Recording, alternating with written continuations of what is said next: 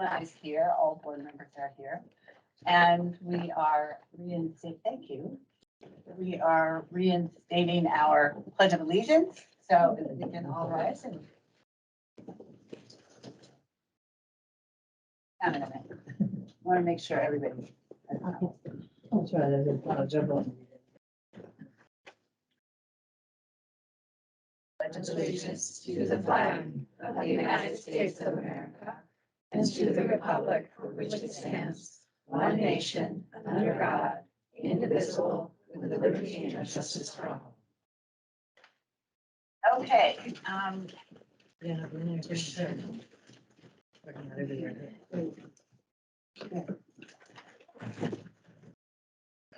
there.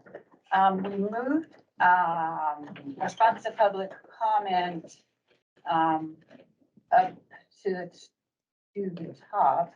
We thought we could give board members a chance to respond to last month's public comment. Please remember that we will be looking at the request for reconsideration of something happened in our town later on, so that comment can happen then. But,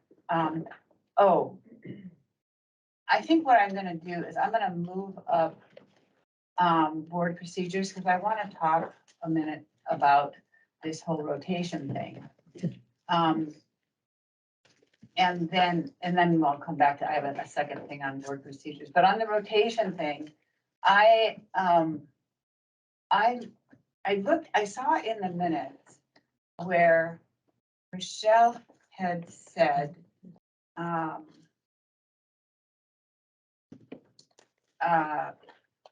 does the rotating discussion fall under Robert's Rules of Order? And it does. Not rotating. It's not rotating, but Robert's Rules of Order. I have it marked in the regular one. This is a brief one. Although everyone may speak twice on the same motion on the same day, someone who has not yet spoken on it, even once, has preference over anyone who has already spoken on it.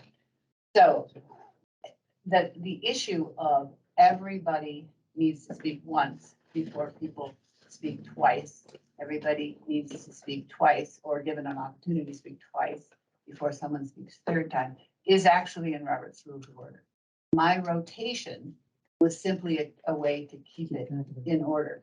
Now, if you guys don't like the rotation, I also have developed a chart, and I will keep track of how we speak if you don't like the rotation. So what are your druthers for today? Do you want me to keep track of you? And everybody gets to speak, or do you want to just continue the rotation? I don't really like the rotation. I'd rather that we speak freely when you feel inspired to do so. Okay. Please pay attention to that. I would ask you all to monitor yourself a little bit. I will keep track with each topic and for each round of speaking. But I'd like some help, because even when we rotate, I can lose it. So does that, I'm sorry. Okay. So does that mean if, like I speak and then Judy speaks and then I want to speak again, the other Nope. people have to be first asked if they want to speak, but they don't have to speak. They can, okay. Just like it is in rotation. Anybody else? I should have put this in rotation. Anybody else want to say anything? Okay. So we're not going to use a rotation today, but it may take a little bit moment for me to keep track of what's going on. Madam Chair, does that take away your chance to be part of the thinking? At least it would mind. It does, and that is why I like the rotation, I understand. because I That's could fine. be more present. And that's only fair for you. Well, let's see if we can self-monitor, because it's precarious at most, but let's try it. Okey doke. Then response to public comment. Anybody have anything they'd like to say? I do. I have to apologize when I think I write, and so I opted to just bring what I wrote and read it to you as opposed to just on the fly. This month marks the May 11th, 1933 anniversary of the organized book burnings that took place across Germany and Austria. There were 40,000 attendees in Berlin alone. Everything Jewish was burned, as well as books written by American and international authors, beloved works that we consider classics. A decade later, thousands and thousands of those attendees, along with 6 million Jews, were dead. Intolerance and hate never remain static. They grow exponentially, casting a wider and wider net. The free exchange of information and ideas is the bedrock of freedom. People have the right to live their lives and raise their kids according to their cultural and religious beliefs. All the people, not just those that you agree with. If one idea or one group is not safe, then nothing and no one is safe. Anybody else have any response to public comment from last time? I was just gonna save mine for when we get to the discussion about something happened in our town. Anyone else? Oh, Amy. You're on my list. Yeah, so you have to wave at me though. I'm good at waving. Just a couple of things. There was a couple of references last month to a newspaper that had been proposed that the library purchase, Epic Times. So I wanted to explain a little bit about the process for that. So right now at all of our smaller libraries, we only carry local newspapers and maybe one or two regional. Just that's been both kind of a space and to keep things so that we're kind of, the balance is really more just with local and regional news, and we're not looking at all of the wide net of national newspapers. And then at Hayden and Post Falls, really we decision had been made to carry two national newspapers, New York Times and Wall Street Journal, and based on a variety of news ranking services, one was slightly to the right, one slightly to the left. And so when we looked at Epic Times, we had that has a much kind of stricter criteria than when we're looking at books, because again, with newspapers, we're looking at news and a variety of rating services. So in this case, that one didn't quite meet the qualifications for a national newspaper being added, since at this time we only carry two. There was also a magazine mentioned, and that one was mainly declined just because it was so new that there had been very few professional reviews of that magazine. So it could be over time that as it gets professionally reviewed, we can look at that. Also, our online vendors for both magazines and newspapers carry a much wider net. So we can also be suggesting to our vendors, with that, we don't quite have the discretion of individual titles, but we can suggest to them. So there is a much broader selection of perspectives. So I just wanted to give a little bit of background on that information. And then the other thing I just wanted to reiterate, or not reiterate, just kind of share. A few months ago, based on a variety of questions and comments we had been getting, we had created a document that answered some of the questions that have been coming up the last few months. We have copies over here, and it's on our website, that kind of talks through how the library chooses books, as well as how we categorize them, that we have things categorized in children's, teen, adult. Also, every time a child signs up for a library card, a parent is signing that they are responsible not just financially for those materials, but they're responsible for what their child checks out. And that according to our library policy, children under the age of 9 really aren't to be even using the library by themselves. So parents should be, we encourage that. And our library staff are always happy to help parents if they're not finding what they want, or they would like different selections. We can create book lists. We can do a variety of selection of that, but also that we do look at age appropriate. We know there's some topics that some parents would prefer to discuss with their children first. So we absolutely recognize and respect that. But there's been a few statements made at the last few board meetings, that there was sexually explicit material in our children's section, and that is not the case. Share that. Michelle? Had a response. So as far as the Epic Times, I can't remember exactly where I read it, somewhere in the library materials, maybe the manual. It says that the library provides a wide variety of resources and trusts the people to read that variety and make up their own minds. And it seems everyone is making up the minds for the people that they can't access the Epic Times. Well, and that's where we were looking to our online, because with print, we are much more limited in what we're able to carry. So if we're only carrying, let's say, 6 newspapers, then we do have to be pretty judicious with what 6 newspapers we're going to carry. Some might suggest Epic Times, others have suggested other newspapers that we've had to turn down. So that's why with our online vendor, we really do carry a wide range. We have hundreds and hundreds of newspaper titles in our online databases. And so we'll continue to work with our vendor to see if we can add that too, if that can be added. I just Anyone want. Oh, no, Because the first one.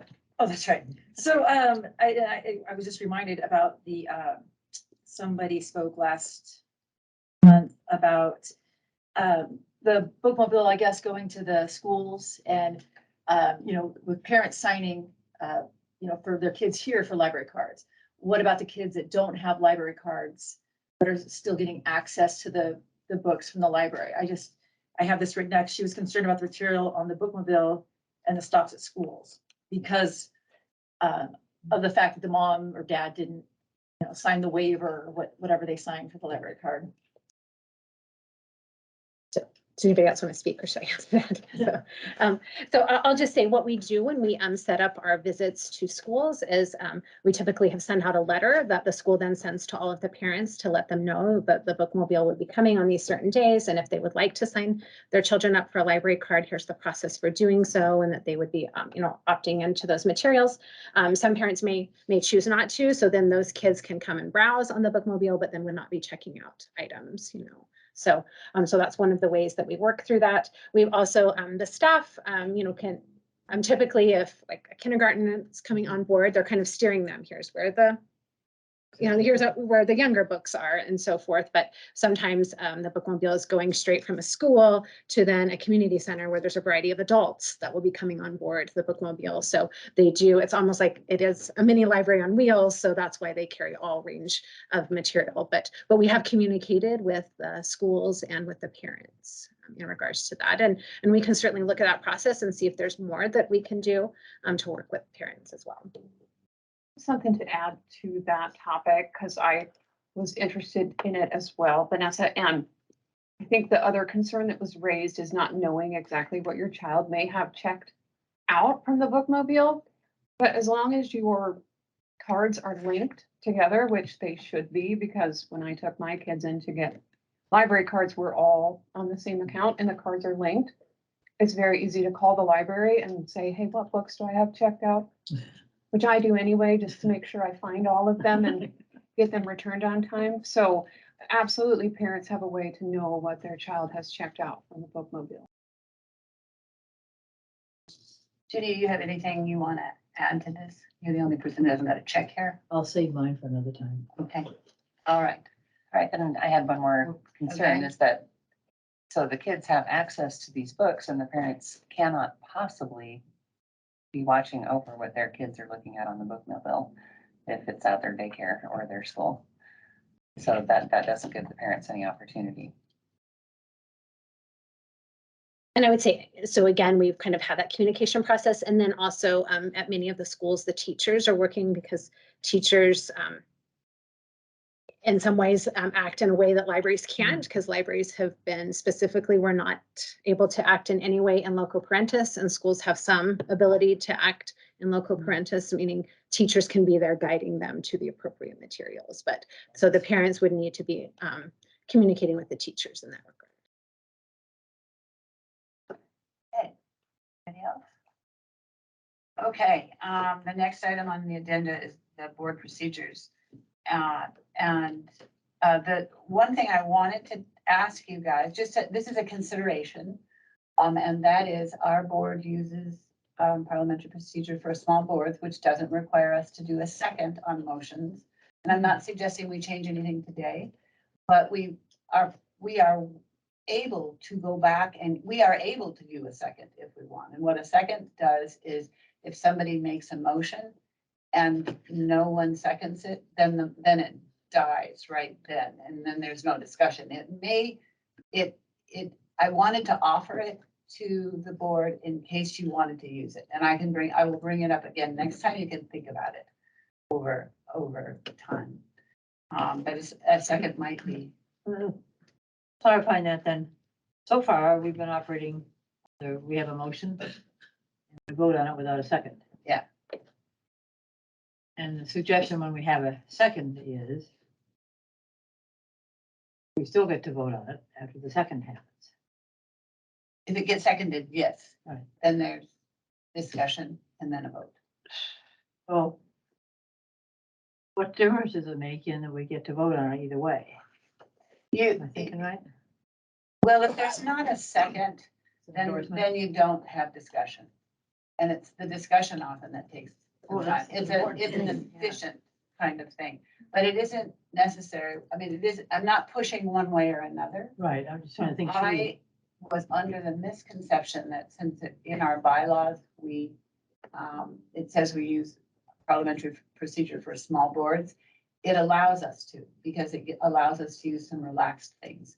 We don't have to.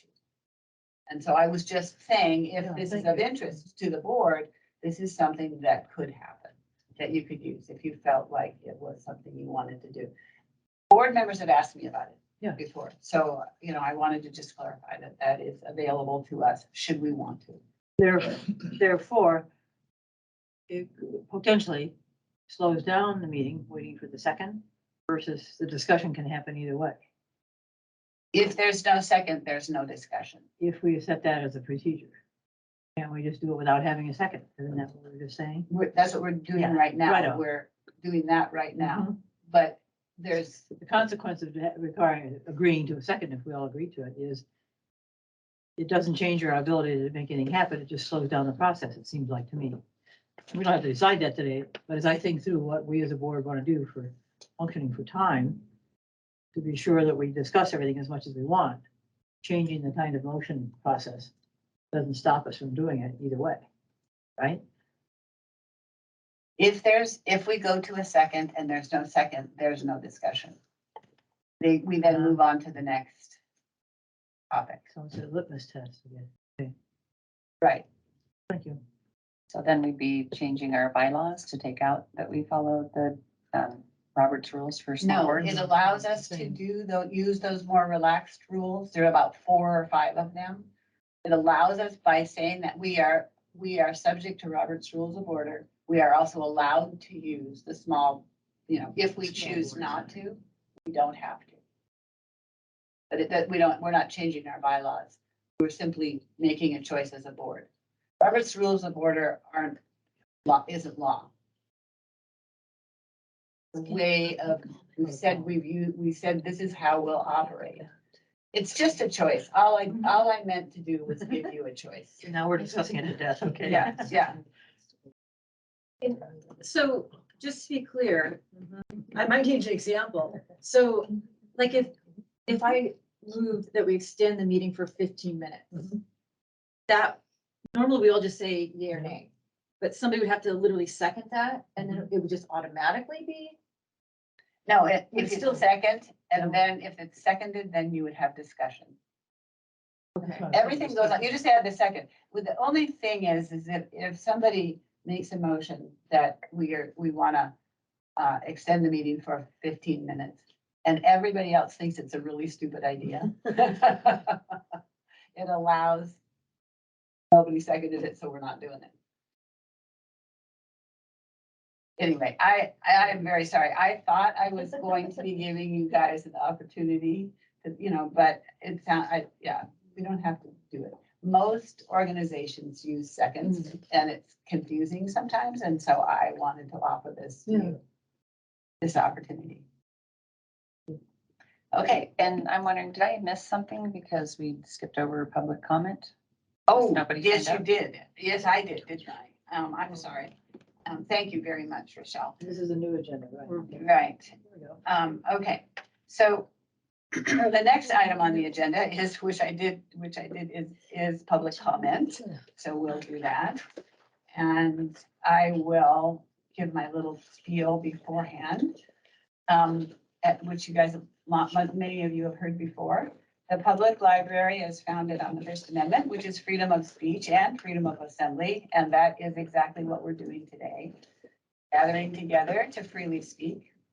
The two most important things I want us all to remember today, first of all, to be respectful of one another, and second of all, to be civil to one another. We may not like what someone is saying, but we all need to listen to it without interruptions or distractions from the audience. Let's treat people who are speaking the way we would wish to be treated. As far as the speakers go, please sign in, and I have the list here, and we'll let everyone who wants to speak. You do not have to be a resident of the district in order to speak. Please limit your remarks to 3 minutes, and we have our Lindsay, our timer.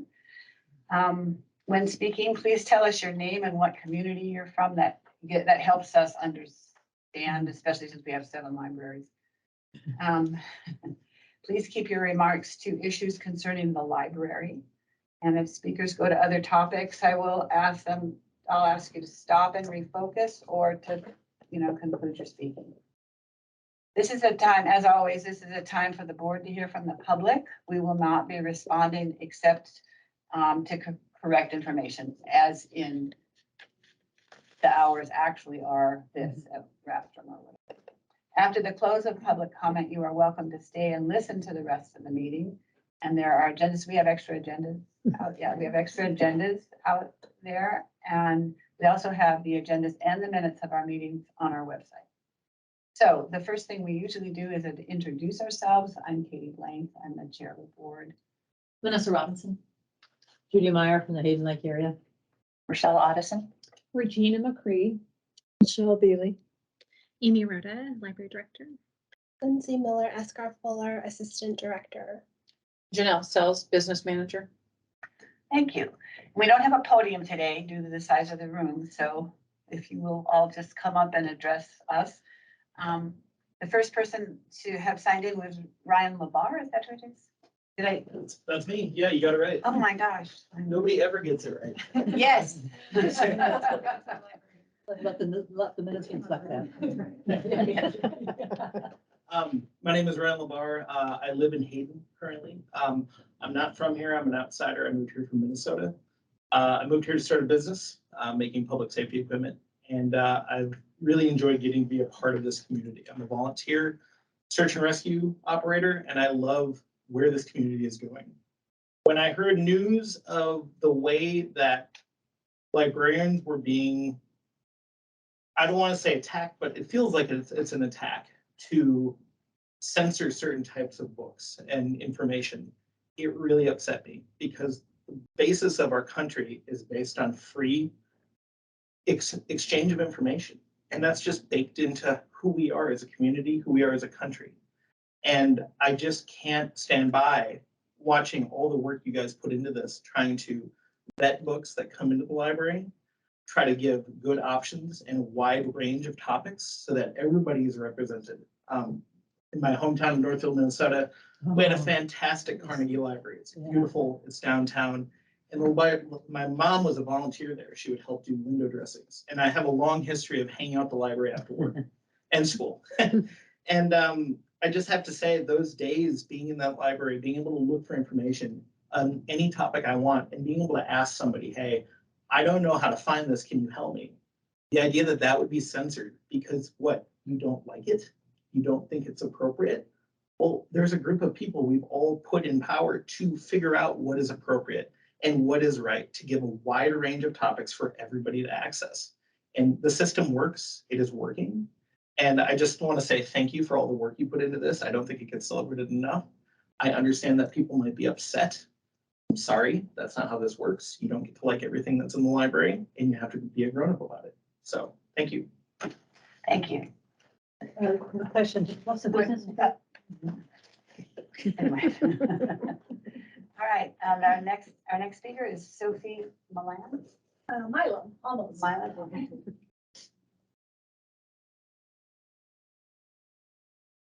I don't do off the cuff, so I wrote stuff down. Thank you for your time today. I'm Sophie Milam. I live in Silver Valley, so we're here for this and some great lunch at the Beans. Yes. So I've been watching some YouTube videos and stuff. So Many people have said that the library is a place of education. That's why there should not be books with topics that people find questionable. Those people seem to be mistaking a library with a school. A library is a place of discovery. A library does not seek to educate, they empower people to follow their own educational goals.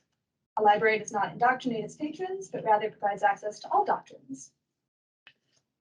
A library does not force morality on anyone, but is a repository for many on morality.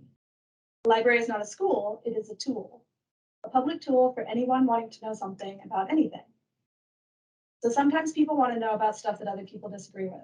Things like racism and prejudice towards LGBTQIA+, and prejudice towards police, all of these are pretty hot button issues.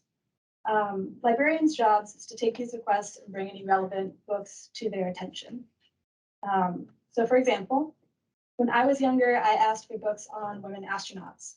And I was given, biographies of Valentina Tereshkova, who is the first woman astronaut, and also Sally Ride.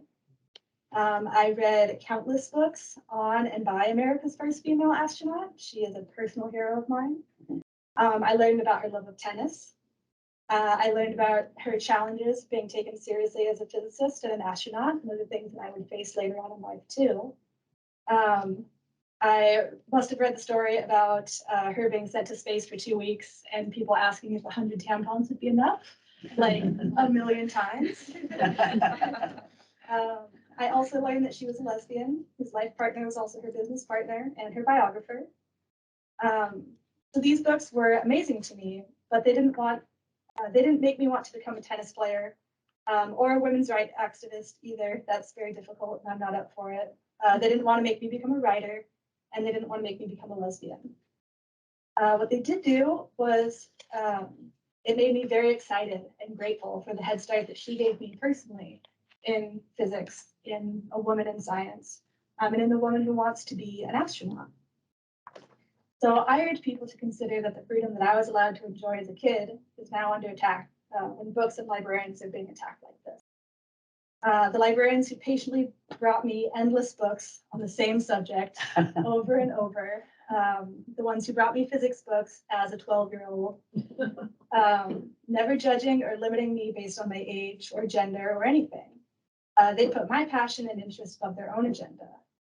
Our librarians help people help themselves, and to move against them for providing people with subject matter to expand their own horizons is incredibly small-minded. I stand with librarians and the freedom for people to check out whatever book they're interested in. Thank you. All right, Kyla Weems. Kyla Weems, I am from Post Falls, and although I work for the library, I do not speak for it. Okay. I am appalled at what is happening in our libraries. I feel like my eyes have truly opened to the truth after hearing others speak at the last meeting. A twisted, disgusting propaganda that is hurting our children and wasting our tax dollars. Members of our community are going against our Constitution and First Amendment rights. Leftist propaganda hiding behind conservative values. From racial controversy of Huckleberry Finn to Dr. Seuss's Mulberry Street, and now something happened in our town. All of these books with racial words and messages some parents deem offensive and not fit for children. We can't expect parents to choose what is appropriate for their children. We cannot expect parents to monitor what their children are reading and to talk with them. How will parents of a child's library card get rid of such controversial and inappropriate books? A man at the last meeting asked, "Isn't there a place where you can put all of the dangerous books?" I would like to answer that man's question. There is a place where we keep all the dangerous books. It's called a library. You see, sir, all books are dangerous. They contain dangerous things like thoughts and ideas. Thoughts and ideas that go against everything you are and everything you believe in, but also thoughts that are everything you are and everything you do believe to be. That is the beautiful horror of intellectual freedom. You don't get to control the narrative. You don't get to pick and choose for others. You only choose for yourself. It is not the library's job to choose what is right for your family. It is not the library's job to parent. It is the library's job to provide the opportunity of choice. And to rip that choice is the most leftist thing I've ever heard come out of a conservative's mouth. To others who I, as a librarian, have a pedophilic agenda. You are calling me a pedophile. And if you are, if I am what you say I am, shoot me dead.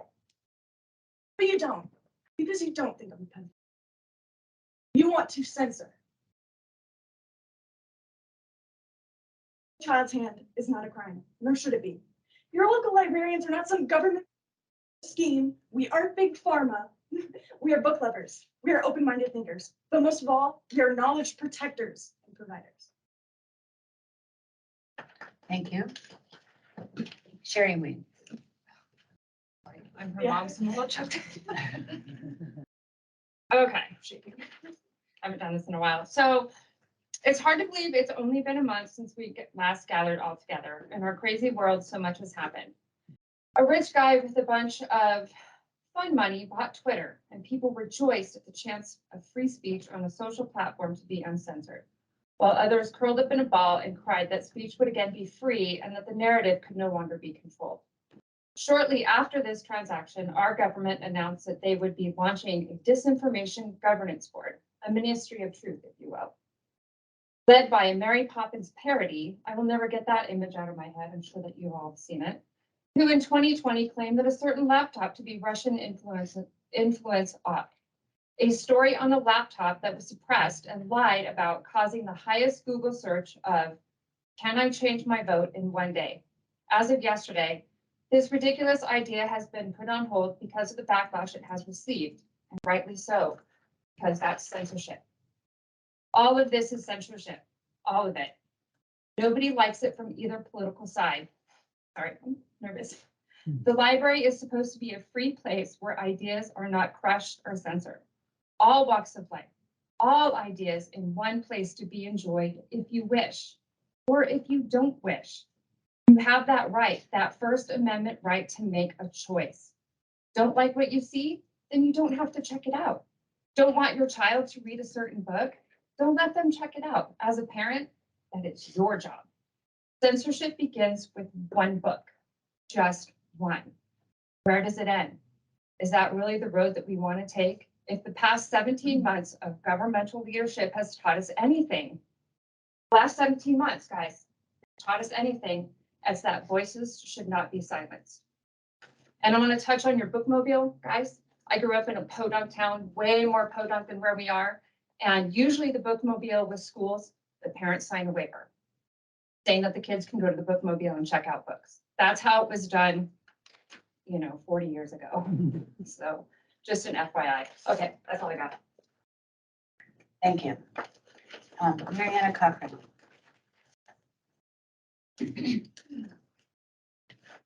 Mariana Cochran from Rathdrum. Over $20,000 is budgeted this year for CLN software and databases. Today, we'll explore what we get from this expenditure. Earlier this year, Carrie Wilson, the Collection Development Librarian, gave a presentation on the resources CLN uses to acquire new materials. Collection HQ, a software program, was one of those listed. In the December 2021 issue of CEO Magazine, the CEO of Collection HQ's parent company stated, quote, "We partner with our libraries to drive community outcomes." That might mean anything that shows the community believes in them. This is a brochure from the Collection HQ website, which says one of the key benefits of Collection HQ is more relevant collections and satisfied patrons. Let's explore how that's brought about. Also on the Collection HQ website, it says that their methodology uses evidence-based stock management. Well, what is EBSM? It is a collection performance improvement methodology technology that compares settings collections use to target local collections. Why use Collection HQ? To affect ongoing change in the culture of public libraries. How is EBSM used? Again, from their website, EBSM uses target settings as its fundamental basis because the very act of setting and meeting targets ensures that collection profiles change. The tools above really start to add optimum value when combined with collection use and selection advice and recommendation. Another tool on the Collection HQ website is diversity, equity, and inclusion analysis. Analyze your library's fiction and nonfiction collections against industry accepted DEI topics. monitor the supply of DEI content to identify gaps, evaluate representation of diverse populations, effectively communicate diversity, equity, and inclusion in your collection. Screenshots from their own website and video give specific metric areas, equity and social issues, and LGBTQIA and gender studies. So let's take this local to our own libraries. These photos were taken in April at the Hayden Teen section. As Amy Rhoda states, this section is for kids as young as 12. There were 17 books that were featured on display, of which 6 have main characters and central themes of homosexuality, transgenderism, and gender identity. Despite there being thousands of books in this section with a wide variety of topics, 35% of the featured books had these themes. As Collection HQ purports, these themes are targeted to be increased, and through them, our youth are being targeted for change. I am not a satisfied patron, and your community does not believe you have regard for children's best interests.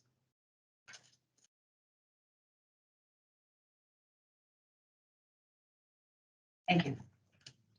Liz Worcester.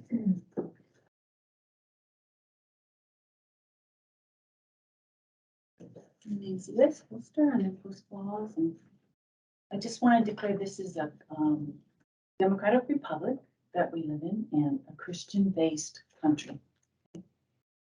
A large organization that drives the training of U.S. librarians and their use of public funds has chosen a self-described Marxist lesbian as its next president, amid growing concern about libraries actively connecting children to sexually explicit activities and materials.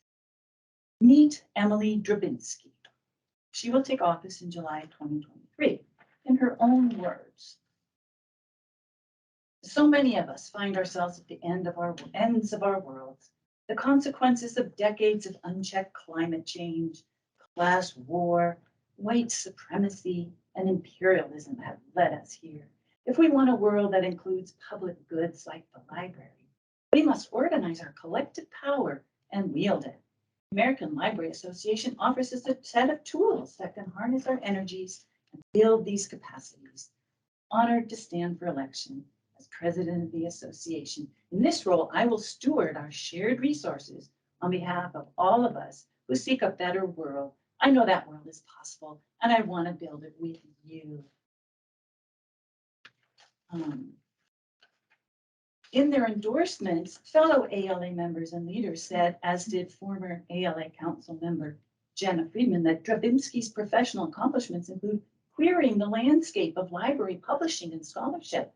This is not an unbiased organization by any stretch of the imagination. This is supported by her Google Scholar page, which ranks Drabinski's article, Querying the Catalog, as her top cited work.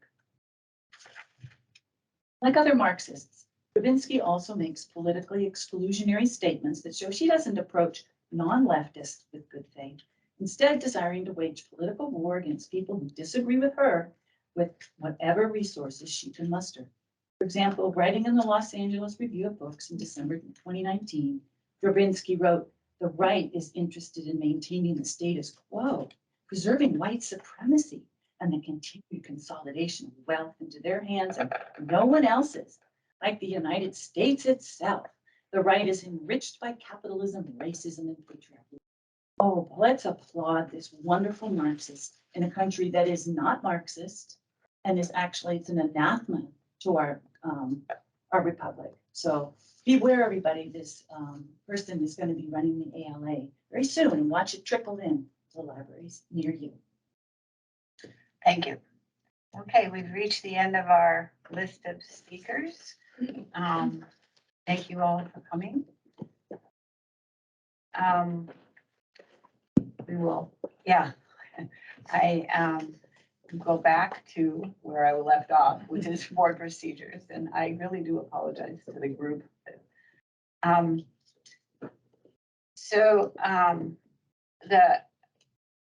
Okay, we talked about that. The next thing is board officer election information. Next month is June, when we elect officers to the board. I've asked Judy to, I've to resurrect the nominating committee again, for which she is doing that. So we will be doing that next month. I just wanted to give you a heads up. Madam Yes. Chair, that means then that I bring to you a slate of officers Yes, to look at it and vote on in June, since it's up for the next year. Okay, thank you. So just to be clear, we vote in June and you have the list in June? yeah. I mean, so when would the list be? How do you get the list? Contact me along the way and. Okay. With ideas and suggestions, requests, or no requests. People have done that too on the way. It's a one-person committee. It can be whoever, however many folks want to. That is the responsibility of the nominating person. I just put the committee together and then they Yep. can do what they wish. Contact me. Okay, so that will be next month. So the next item on our agenda is the Rathdrum Annual Report from Linda Mahon. Do you want us to introduce ourselves, Linda? I think I know all of you. Do all of you know? who I am? Yeah, our names are right. So, I think I know, last year we did have all of you with us, right? No, didn't you come to us? You came to us. Yeah. Yeah. right. So we can just leave it aside. Lindsay, were you on board by that time today? No. I think so. Well, for all of you, I'm Linda Mann. I've been here at Rathdrum for 6 years. I hold a Master in Library Science. Previously, I was a school librarian in high schools and middle schools, so I've had quite a lot of experience in the library world. It's a good profession. It's an honorable profession, and I'm glad to be here.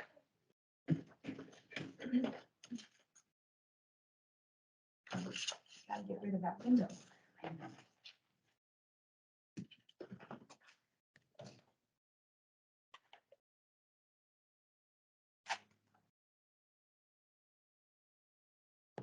Do you need lights off?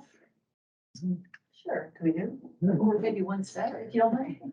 Does that help? Yeah, that's good, thank you. If you folks can't see, feel free to stand up, come over here and look. All right, good afternoon. It's good to be back together again.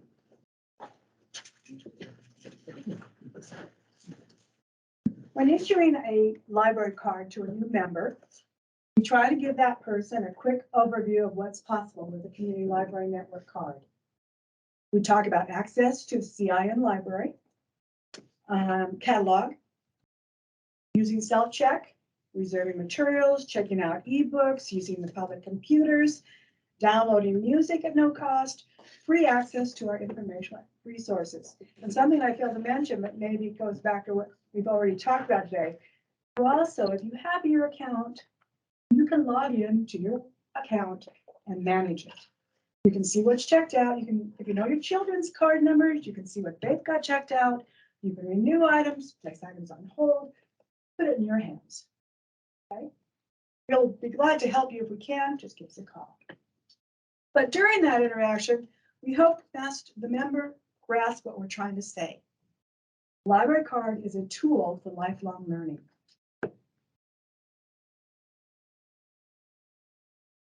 Linus, just think, Charlie Brown, my own library card, Charlie Brown. I hope you make good use of it by taking out all the books you can read. Linus, I suppose that'd be more practical. I was just thinking of having it framed. Our strategic plan part A is to build literate and informed communities.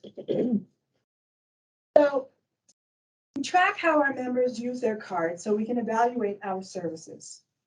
Mid-May of 2021, Idaho's COVID status improved to level 4, and the district reopened with limited capacity service.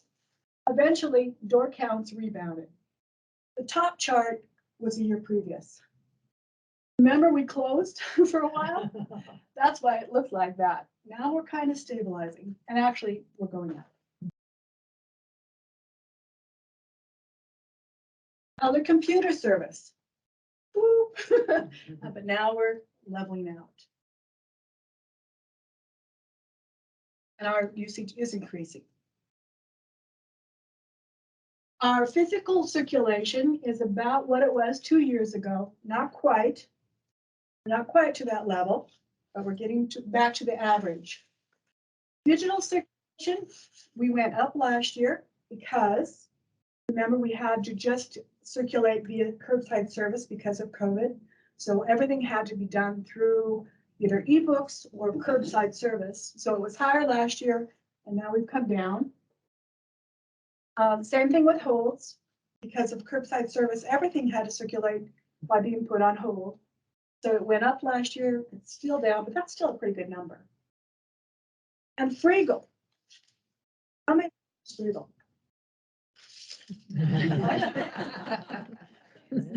Okay. The reason, I've added the number for downloads for Freegal. Tell us what it is. Okay. Yeah. This downloadable music service is being used, and you can download music for free. I think it's $5 a week. And also, just your library card will get you there. It's on our website. And this was what I had not got the stats for the last 2 years. So I went ahead and showed how many downloads we've had of music songs in the past year, over 7,000. So it is being used, and I think it has the potential to be used much more once people get the idea that they can download music at no cost. And it's a pretty good catalog of music that we have available. Can you tell what we download? Do you know the name of what we downloaded? I'm sorry? If we were to download music, you know what it is? Like when I check out a book, you know the name of the book. It's a permanent download, like to your device, Right. and it's theirs for you to keep. Like, let's say you like, I don't know, somebody give me an artist. Fine, yeah, there you go. Who's that? We never heard of him. And you want to download New York, New York. Well, you can do that. So the reason I'm putting so much emphasis on library cards is because of the extraordinary increase in cards issued this last year. Thinking it could not be right, I ran this report 2 times. New memberships have doubled from the previous year. This means an average of 62 cards were issued each week. Tells you what our population is doing. When I shared this news with my staff, they all nodded their heads and reminded me how many times I had to resupply our library cards. Strategic plan, focus B, creating connected communities. Sidney Sheldon, American writer, said, libraries store the energy that fuels the imagination. They open up windows to the world and inspire us to explore and achieve and contribute to improving our quality of life.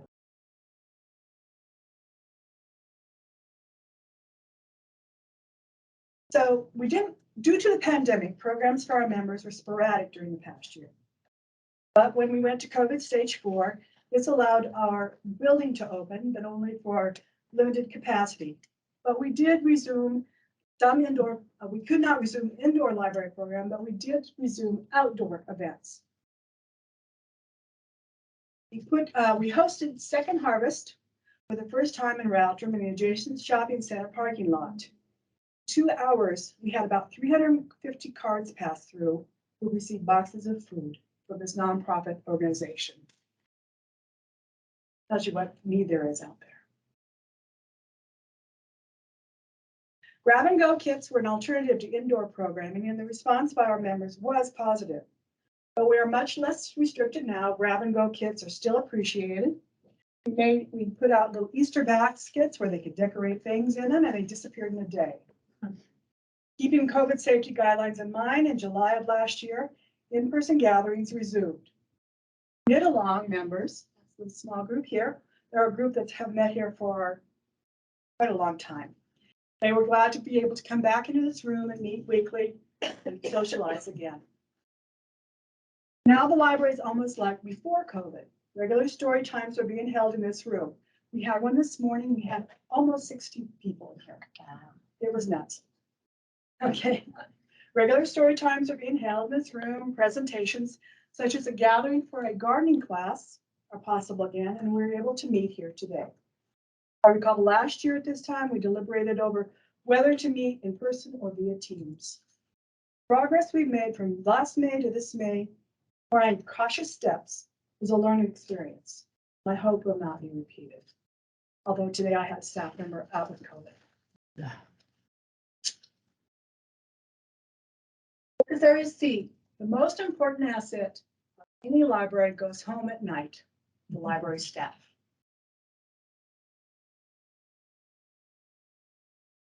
Problem not having consistent programming was compounded by employee turnover. In a library with a staff of our size, each person performs numerous tasks. When one person leaves, the remaining staff is stretched thin, and our operations are not at peak levels. Excluding itself, the past year, a 100% turnover has taken place at Rathdrum. No one left because of job dissatisfaction. 2 staff members use their experience at Rathdrum as a stepping stone to better situation within the community library network, which as it should be. It strengthens CLN to not lose high-performing employees. However, such opportunities for advancement are few and far between. Other employees left simply because the grass was greener someplace else. Given the skills and in most cases the higher education Rathdrum library workers possess, the practical decision to work for other libraries and organizations where the compensation is better is understandable. At this point, I'm pleased to report that Rathdrum is fully staffed with the recent hire of 2 new circulation specialists who began their employment earlier this month. As they learn the ropes of their multifaceted jobs, I look forward to consistency in service and programming in Rathdrum. Maddie's working today. Tiffany is working here in Asheville. Katie is our YS person. Casey and Adrian have been here for about almost a year.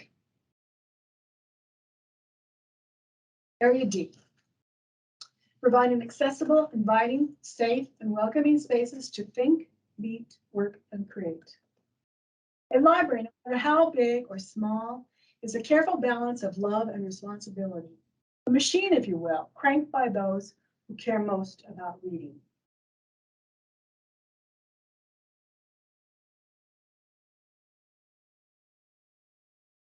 And changes have taken place within the facility during the past year. A new online catalog station was hooked up for library users to search for items. Custom-made shelving for holes were built to make it easier for library users to retrieve their reserved items. And we added a good-sized displays piece. Using a donation from a local financial institution, new streamlined computer tables were purchased to replace furniture that consumed a good deal of floor space. You can see where they used to sit and how much space they used. New water fountains were installed last week.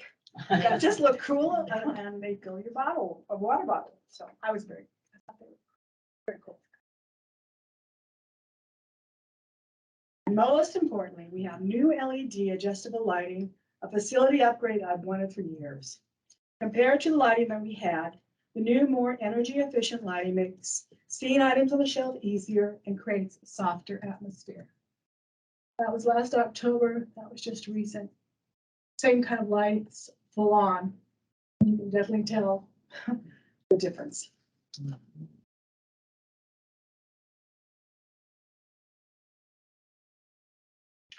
With a bucket of Lego, you can tell any story. You can build an airplane or a dragon or a pirate ship. It's whatever you can imagine. Library activities are a bit of a gamble. We don't know what will happen when we offer a program. Sometimes we do a great job of preparing for it and then no one shows an interest. Sometimes a program that failed before will be a huge success the next time. Having a Lego competition was attempted at Rathdrum before, but did not produce good results.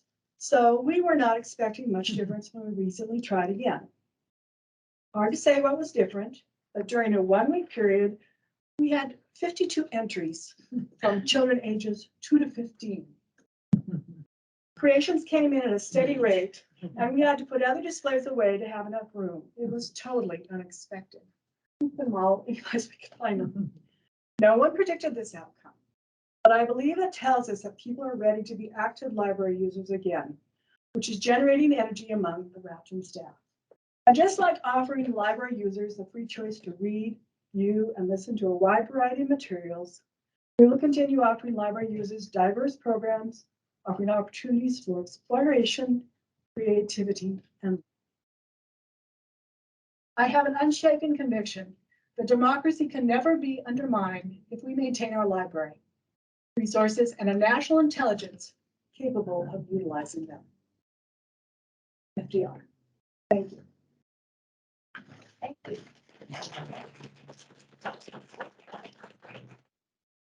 Okay. Concerns, questions? And let's use our discussion order. Anybody want to have questions? Judy, did you want to go? It's my Yes, turn. it's your turn. Okay, thank you. Listening to your presentation, which is very helpful, it always energizes me too when I hear about it. One of the things I heard was, 'cause we're all worried about board staff turnover and career options. Those are things that I think we as a board want to be sure to have our director make happen. And what I heard was some of your turnover was folks advancing within our system. Right. But that was 2 out of how many? Well, that was half of them. I mean, I have a small staff. There's two, like a total of 6 of us. So third. One of whom has gone into TS, technical services, and she's now got a job that is not more hours, but better pay and a little more consistency in those hours. She only works, Mhm. she doesn't have a late eating hours, that type of thing. The other person was in a traveling situation. And so she was also on call basically, so it was not very stable. And now she's taken a position at Apple where she's got regular hours. So those were advancements for them. They're minuscule, but they were better for them and their families. And then what I want to do as a board member is highlight as we begin to think about budgeting and we look at the economy in the area and the wages and what they're turning out to be. I want to be sure we think in our budget about ways both to pay folks who are with us, to keep them with us, because you've invested in training them, with not only keeping them with us, but then advancing that, allowing that career advancement. And adjustments for their lifestyles change. If you're parenting, it's different role and time and schedule. So I just wanted to start to have to think about it today, because I think we ought to be inventorying all of our branch libraries as we go along with, as well as the whole system.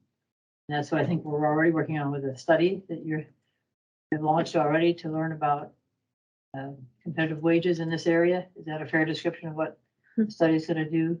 Because I think we as a board are going to have some challenges, at least what we're finding in private industry. The wages increase is great, which is good, because the cost of living is also increasing. So I'm trying to begin to think about it, because there's different organizations I see in here are really struggling with how to maintain good folk. Much more cost effective to keep the folks we have that we've trained that are good. And how we can figure that out is what we have ahead of us is what I see. But in your experience has been some of that happened. Some folks stayed within the system, but others, did anybody leave because of the wage difference? Well, you mean from one position in CLN to another position? No, within the system, we can manage that, but how are we doing in competing with the rest of the world? I did have one person who, she jumped to another library that wasn't a CLN library, Coeur d'Alene. And she says, I have to go there. I get the same number of hours, but I've got health insurance. And Benefits then is another factor to it. exactly, yeah, that was huge for her. And then marketing our position here in Rathdrum. When I went to the local grocery store, I saw that the difference between what we were offering in our scale of pay to what the grocery store was offering for someone to bag groceries was only $1. Less than. Was only $1. Yeah. So Thank you. I thought, how are we going to bring in the people of the caliber that we need to fulfill those jobs? Because library circulation specialists are not, they have to have some real strong skill set to be good customer service people and to learn to deal with the accuracy they need to do and using computers. And just, I depend on them so much to fulfill that job at their front line there. Thank you. I'll quit other than to say, to me, the joy of being on the board is as I ask people, how's our library doing sort of thing. It's always great customer service. which is the name of the game, no matter what we have in the library. So I think we as a board have some opportunities, described as challenges, to figure out how to recognize good employees and provide the service that we want to provide.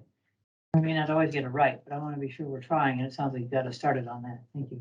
Upward mobility is difficult in the library profession because there's usually just one library in a town. Right. And there's usually just so many slots to fill in within the profession, in the organization. So, yeah, I have like maybe some follow-up Yeah, questions. good. So this person that left for insurance, so they were part-time here because don't all full-time employees get insurance? She was part-time here, but she's also part-time at Coeur d'Alene. So Coeur d'Alene, Oh, wait, I apologize. I'm wrong. She did go to a 40-hour position. okay, that makes more sense. And then I'm curious what grocery store this was. I'm not trying to like gotcha, it's just Right my, here in Rathdrum. okay, because my son worked at Super One for like 2 years when he was 14, 15, 16. And he got just barely over minimum wage. So So recently How many that's years ago? changed. No, just I 2 years just saw ago what they now. had posted. We're seeing that too. Anybody else? I just wanted to jump in and say, excellent report, Linda. Thank you. The statistical information on the new card holders is Yeah. amazing and something we need to take into account as we continue to look at our facilities. And so thank you for hanging in there with them. Thank you all for your support. Never. Good afternoon. Thank you, Linda. Linda, we'll come back to you for our tour. Okay, Yes. okay, we'll find you. I think Thank the you library very much. must fall under any. Oh, I'm sorry. What's that saying? Okay, Any advertisements do that. the next item on our agenda is review of request for reconsideration of the book Something Happened in Our Town. And I think you skipped a few things. Yeah. Yeah. I'm not doing so well today. Thank you very much. Okay, good. Okay, thanks. You've got my, Yep, yep. all right, consent agenda. Let's see, the next item on the agenda is the consent agenda. Is there any discussion beforehand or a motion? I was just going to say, you're probably hoping that's where we were, Yeah. given the time. But to move it along, go ahead and move that we accept the consent agenda. Maybe I'm being premature there. I do have a comment about the consent agenda, which was, Wait a minute, let me make this real. It's been moved to accept the consent agenda discussion. And Regina, you're on. there's always great stories in the board reports, but the one that really stuck out to me this month was the letting a child handle story time. That is just wonderful. The skills that they're learning and the ability to put on story time for other children is, that just was really cool. Anyone else? I totally agree. And in fact, there was like 3 or 4 things that really jumped out, and I don't remember exactly, but yeah. And then they have other people lined up to do it again. I do have one typo, I think, in, on page 4 of, I'm sorry, of the minutes. Board of Trustee regular meeting minutes. Page 4, the first sentence under the title part, based on the discussion had last month.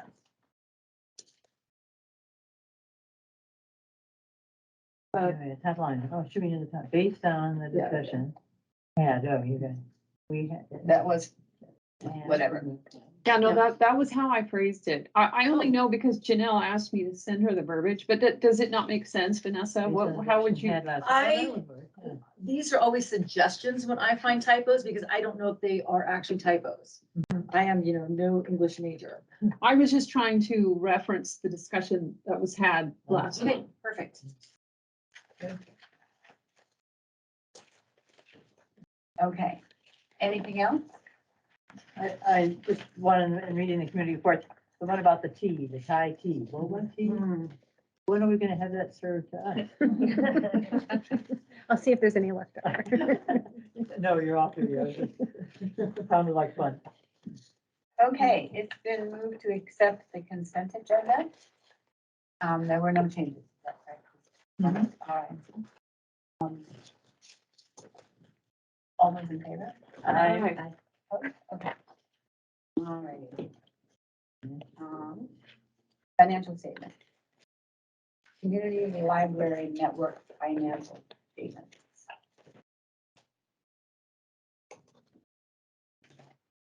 Questions, concerns, and or promotion? I move that we accept the Community Library Network financial statement dated April 2022. Good job. Okay, it's been moved, I'm gonna change one letter. It's been moved to accept the Community Library Network financial statements. Because there's an income statement and a balance sheet here for the month ending April 30th, 2022. Discussion? One question on the first page of the statement. Line 35, grants. And I read that across as 35,000 year to date. We had budgeted for 20. So I wrote 175%. And I was trying, apparently not this month, but we've had some grants. Maybe you can just remind me again. The kind of grants that I know you just highlighted one for us, information here about community, Idaho Community Foundation grant. But Yes, these must be some others that happen. Right, ones that we've already received, because there's some newer ones that we've been notified about, Yeah. but one of our bigger ones was from the Institute of Museum and Library Services for 25,000. Then we also had So that one grant exceeded what our budget was predicted to be. well, it was 25,000, so yes. That's a nice problem to have. Right. And then there's been some smaller grants as well as the new ones that are just recently We're awarded. collected next month. Thank you. And that ties in with number 11 too, right? On the revenue, the income grants, because I noticed that was, 289%. That's what, Yeah. and then I matched it up with. Correct. So we haven't, so there we've also received quite a bit more than budgeted. Okay. And then we haven't fully spent all of the grant funds yet. So in line 35 would be just what we've spent so far. Congratulations to you guys for Yeah, working on the yeah. grants. That's really cool. Much smaller detail. Let's see, line 14, the interest, we consistently get less interest than we budgeted for. So maybe next year we just budget for less. Okay, the interest rates to go up. Yes. Okay, yeah, work on that. Read that? That, we don't have to work on it. It's happening, isn't it? Oh, boy. Anyway, anybody else? All right, it's been moved to accept the Community Library Network financial statements for April 30th, 2022. All those in favor? Aye. All right, and any opposed, any nays? That's good. Let's find my agenda. All right, now we are looking at circulation statistics. I don't have necessarily a lot to report. March was super busy and then April not quite as busy, but still very busy compared to last year, April. We've started delving in, just as Linda showed some of the statistics. She was delving into like new card holders and stuff and doing comparisons to pre-COVID years. We found 3 locations that, a lot of libraries are now getting back to kind of the 2019 numbers, which was kind of not including the 2020 couple of months that were closed and the 2021 programming that might have been affected. But Harrison, Spirit Lake, and Pinehurst are all much busier, or quite a bit busier than they were in 2019. And everybody else is kind of getting there. And the new card holders continues to go up.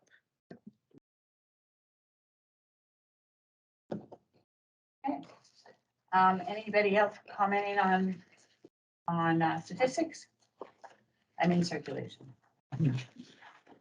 Nope. All right, that sounds good. Now, the next item on our agenda is the review request for reconsideration of the book Something Happened in Our Town. And this is the continuation from last month. Amy, did you have anything you'd like to add to start the discussion? No, I had included, there had been a comment last month, I believe Regina, in terms of who wanted to go back to the member who had submitted the reconsideration to see if there was additional information. And so I included the email from the member who had referenced their public comment at the April meeting. And so all of that is there. And then kind of just included, one thing I did want to point out in our letter that outlines our decision. We kind of outline the criteria that's used. And then as we go down further, we're kind of then, even though it's not going direct correlation, then we kind of outline how various facts that meet that criteria. So we did try to, and we can going forward, if we have any of these in the future, do a little bit better, more parallel correlation of, but kind of the idea was we outlined what criteria apply to this particular book selection, and then later some of the data and background for the actual evidence for it meeting. So, so just wanted to point that out. Okay, we can start with a discussion on this or a motion. It is an action item. I'll start. Okay, so after reading the book and going back through the submission, I feel like well, first off, the criteria is there for a reason of, of how you would keep a book or how you would get rid of a book. And on a side note, I just wonder if there's ever a chance where there would be different criteria, policy for, children's books opposed to just regular books. That's just, something for some other time. But on adequate standards of quality and durability and content, I feel like it is very low because the whole reason for the book is saying that it says a lot of stuff, but it wasn't a mistake. The cops shot him because he was Black. And I just don't feel like that's quality or durability in content, because it's for children and it's an absolute lie. And what that really does is it teaches kids, and especially maybe kids that are, I don't know, to not trust the police. That's also with current usefulness or lasting value. Teaching children that police are not a safe option for help, which I know that's what we were always taught growing up. Go to the, a cop or your teacher, they used to say. Teaching that they're not a safe option for help, that they're actually a danger, is not useful to the child and ultimately is harmful to the child. So that's current usefulness and lasting value. Appropriateness of subject for intended library users. I just don't think it's an appropriate subject for 4 to 8-year-olds. So that takes 3 of the criteria away. The authority and competency of presentation, author, and publisher. I mean, you can't really argue much on that for any book, I suppose. But anyway, I started the discussion, so. Thank you. Anybody else? I would like to remind us that we are here to see if the staff followed the policy. Yeah. Right, and that's exactly what I'm saying. I don't feel like those 3 points were not followed for a children's book. It might be different for an adult's. I don't want to necessarily go where I was going to go, but I do want to respond to Vanessa's comments that now, having read the book, which I should have done before the last meeting, but the book certainly does. The book allows for there to be cops that would not engage in this behavior. In fact, the book itself, like there are statements in the book, I didn't write them down, where some of the family members had police officers in their family, and they are praised, the cops in the family. So I'm just immediately to your comment, Vanessa, when I read the book, I wasn't given the impression that all cops are bad. I think that there are certainly nuances in this book. Maybe those nuances could be lost on an 8-year-old. I don't know, but I'm just saying that to make the blanket assertion that this book depicts cops in a bad light is actually inaccurate, because the book says the exact opposite as well. Do you know what I'm saying? It Yeah, I know what you're allows saying, for there to be good cops, and it specifically says that there are good cops. But it's basically asserting that cops are significantly bad. So the preponderance of them, that is the feeling that children would be left with, is that you can't trust them and that they're scary. And if you're Black, that you're a victim.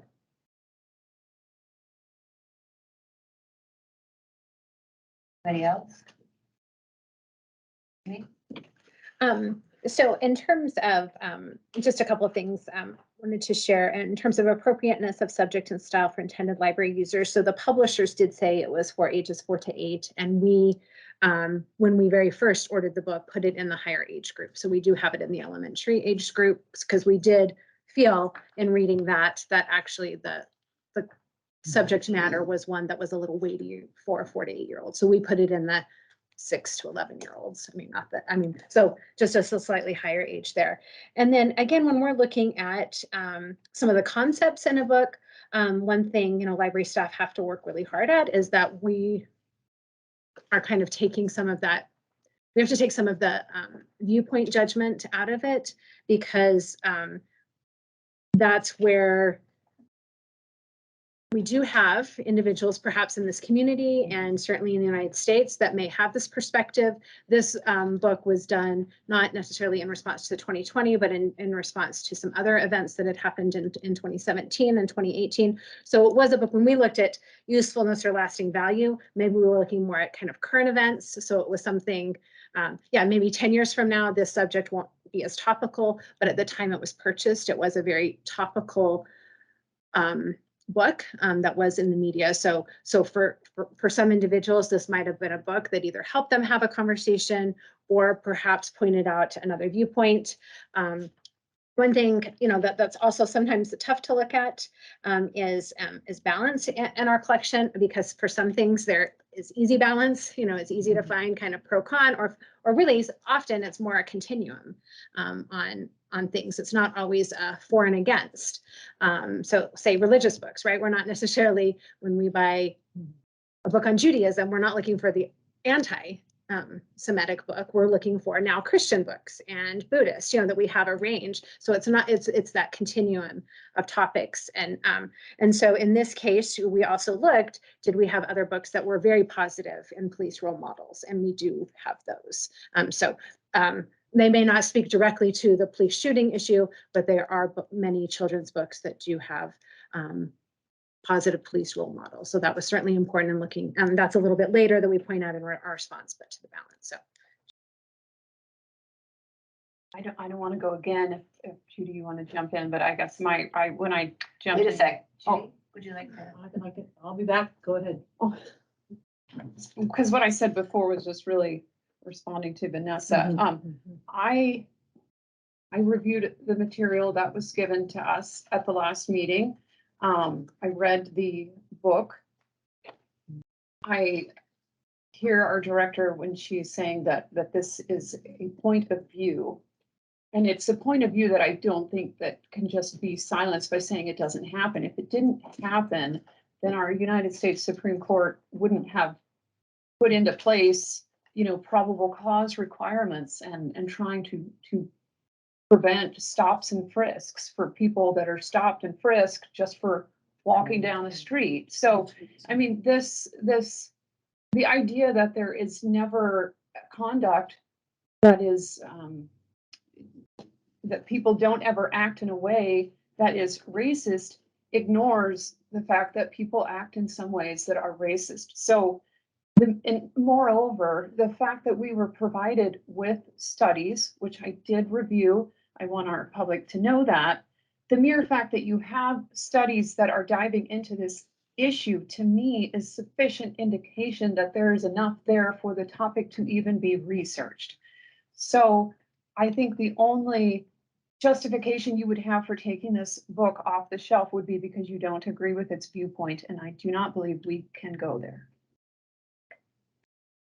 Go ahead. Yeah. I too read it, and if anything, I thought it was a timely book. Since it was written, more instances have come along that have needed what I think is really important, and that's the counseling passages in the back. And so if anything, it's a responsibility for the parents with the kids to take it out to say, let's talk about these things and help the child come to terms with a situation that all of us in the country, I think, are struggling with. And so looks to me like we followed the procedure. I guess I would want to be sure that parents are involved with the child's taking it out, but that's not for us to decide. That's what the parents have to do. So I think the book belongs in the library. As to who checks it out, then that's the next level that comes back to our community and what they choose to do with it. Michelle, you haven't spoken on round one. Would you, would you like to speak? Well, I'm going to take it back a little bit more to what Katie was talking about. I appreciate the notes that we get on precisely the staff's thoughts on the books. I think procedure was followed. I think it does indeed stand up to the standards in the collection policy, and I think it's a book that deserves to be on the shelf.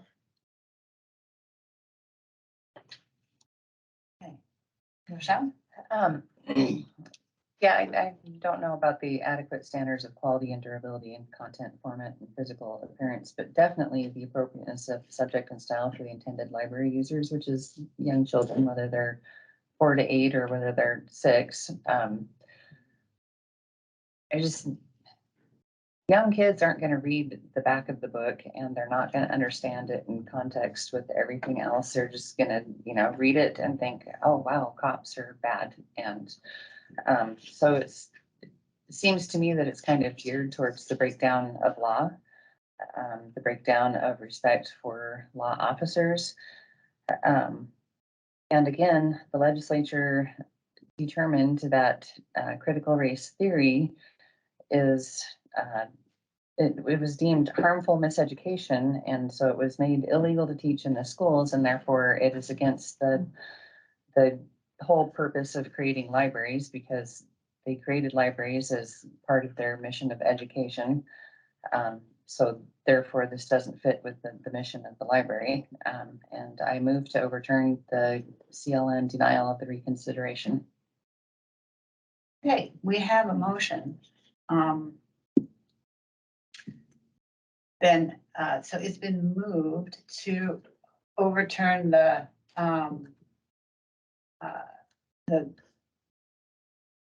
what were the words you used? I move to overturn the CLN denial of reconsideration. Okay, so overturn the denial of reconsideration. Okay. So it's been moved. So now we'll move on with discussion. Vanessa? Okay, well, first, I just want to make it clear, it's not viewpoint that I have a problem with in this book. It literally is the fact that teaching children that going to a police officer, if they're lost in the mall or whatever, that's so important.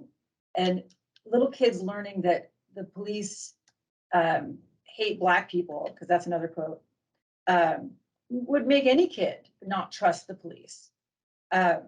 And I think that's why it's not appropriate for kids. Again, I think there should be different criteria for adult books and children's books, but it's not viewpoint. It really isn't, because I understand that, and it's the harm that it would do to a child, potential harm. What is the procedure for like the motion she just made? And I was actually going to ask if it, like, say it passed, that we say, no, you need to reconsider this again. What happens after that? You guys just read it again and So I think the board could say, we would like to, so you pointed out, say in your comments, a couple of things that you felt like it didn't meet the criteria. So what you could say to staff is, could you take a deeper look and come back with further evidence in how you thought that met those couple of criteria? So if you were asking staff to take a deeper dive, then you're kind of giving some direction, and here were the elements where we needed either more documentation or more research showing why you felt that was met. Okay.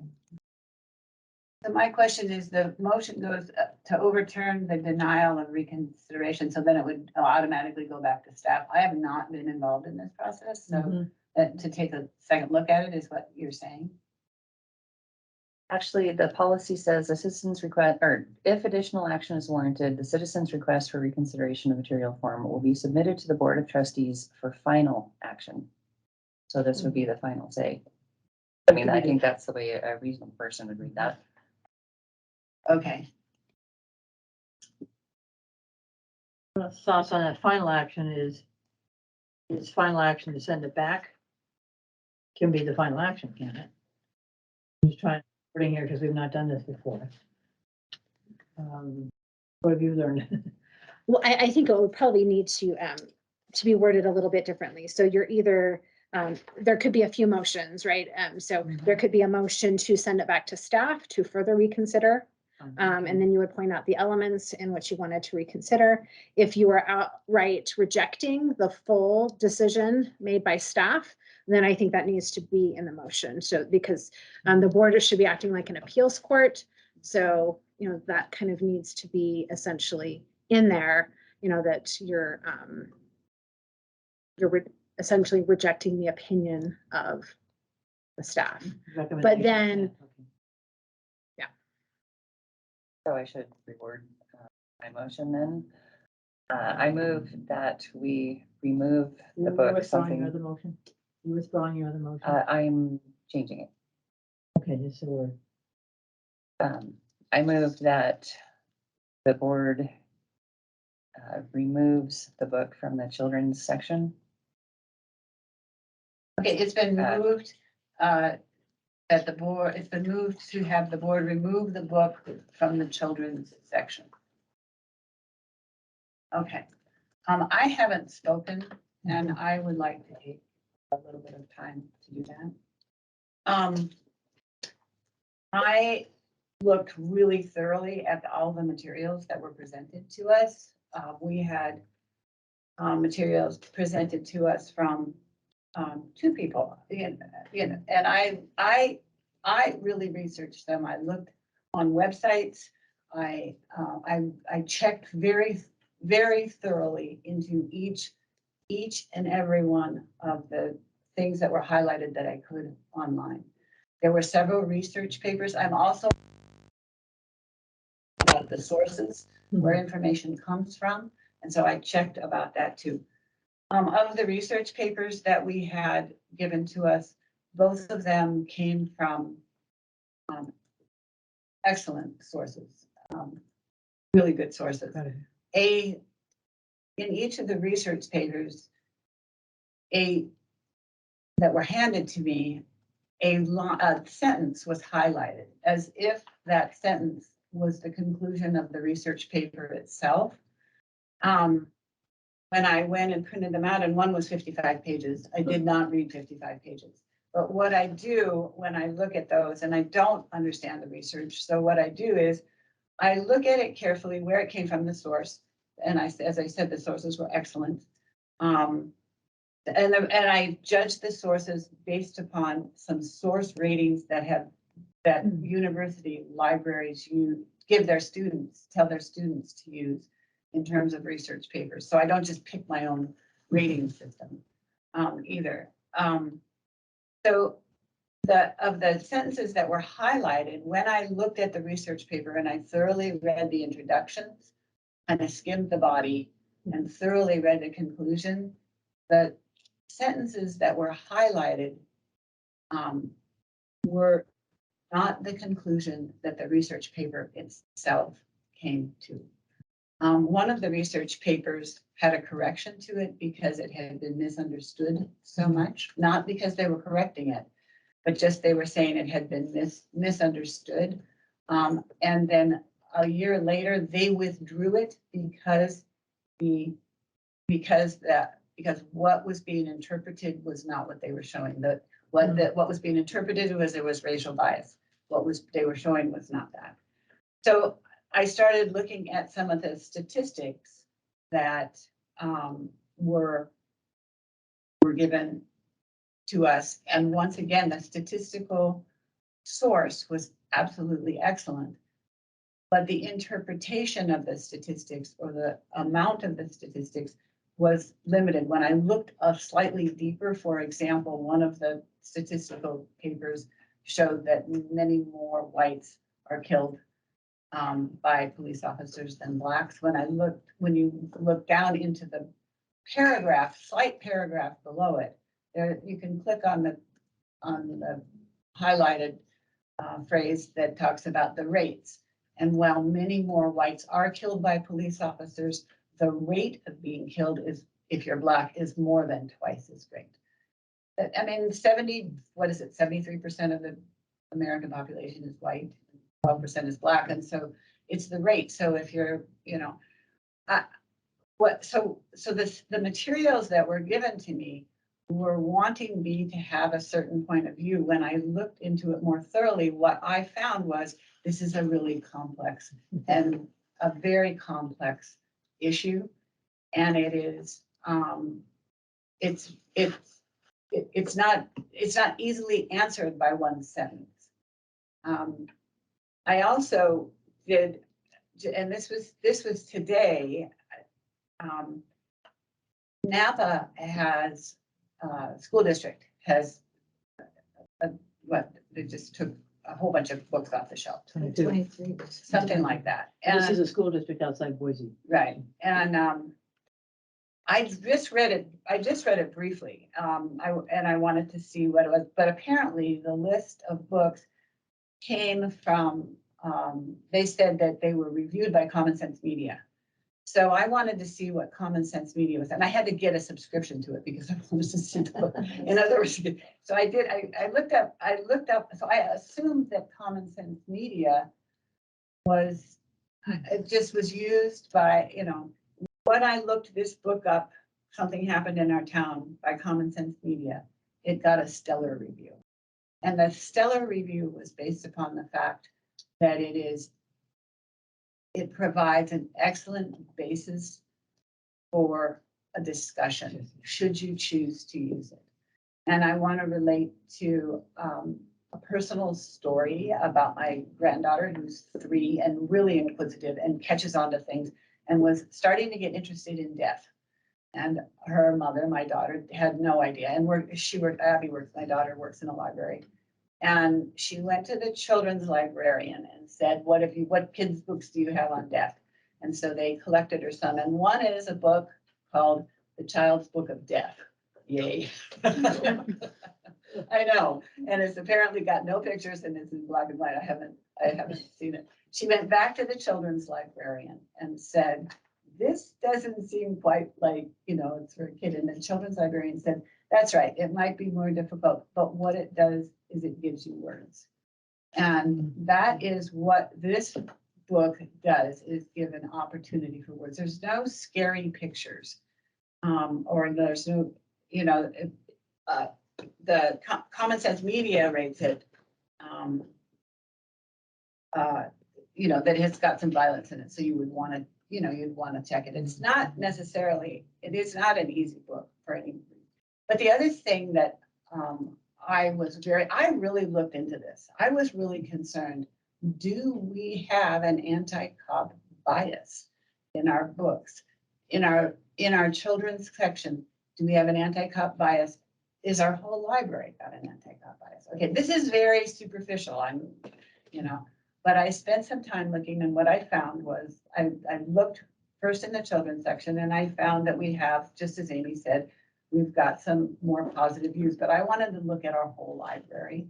So I also looked at our adult section, And the way I did this was I Googled, something, I Google everything. Something like, books sensitive to law enforcement issues or something like that. And looked from a lot of different lists, something like that. This isn't scientific. This is just me trying to get a picture of what's going on. When I looked at that, we had a bunch of books that were sensitive, adult books that were sensitive to law enforcement. So I don't see our library that meeting. 5-minute warning. I've taken up a little more. I don't see our library being, I don't see our library being biased. The same thing is that as I was also doing this, we went to all staff day, and the afternoon session, one of the afternoon sessions was inviting the state police to come and speak to us about that was the second time we've invited the state police. I know that we have good relationships with law enforcement in several of our communities because we've had to utilize them, for patron safety, particularly recently.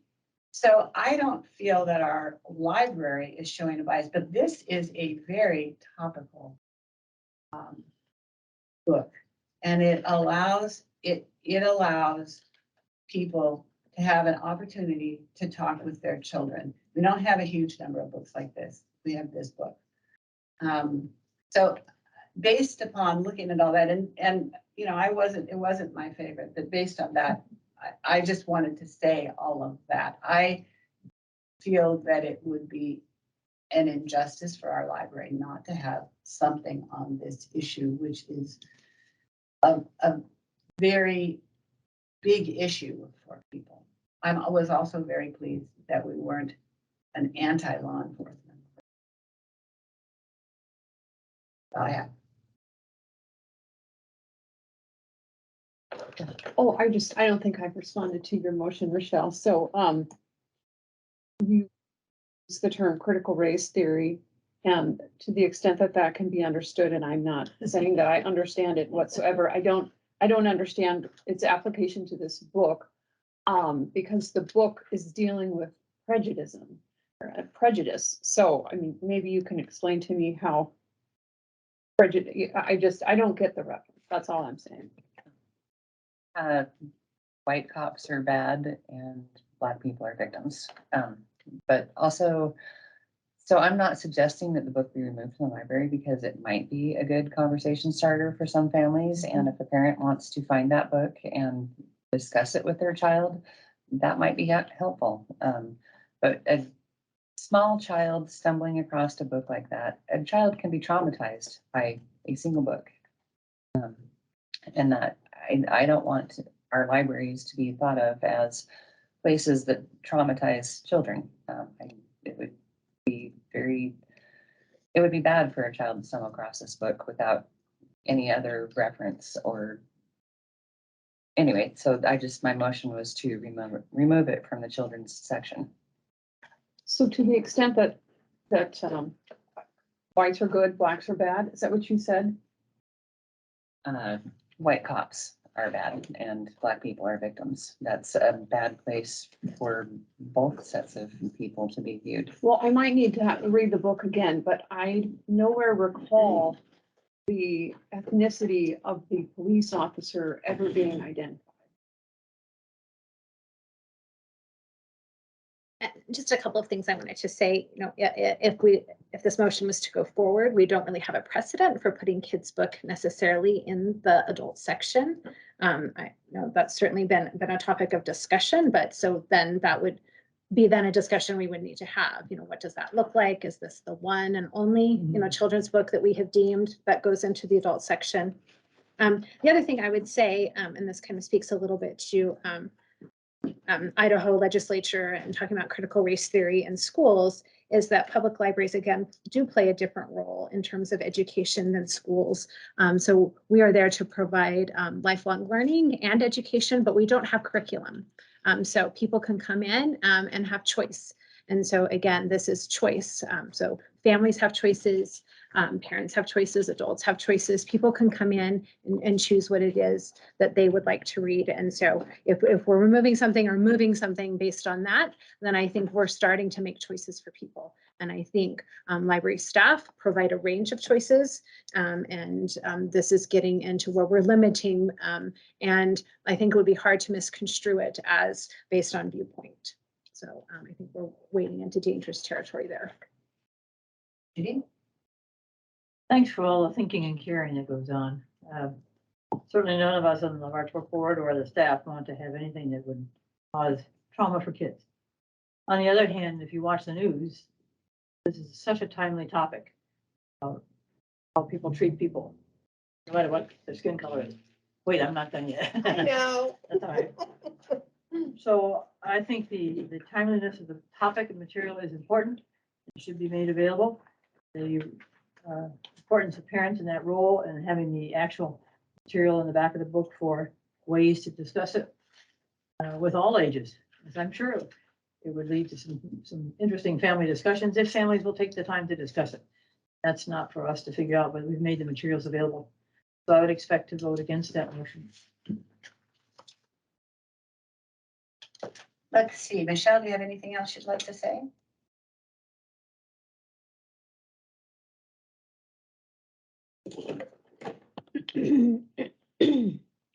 Is that on? Is that on?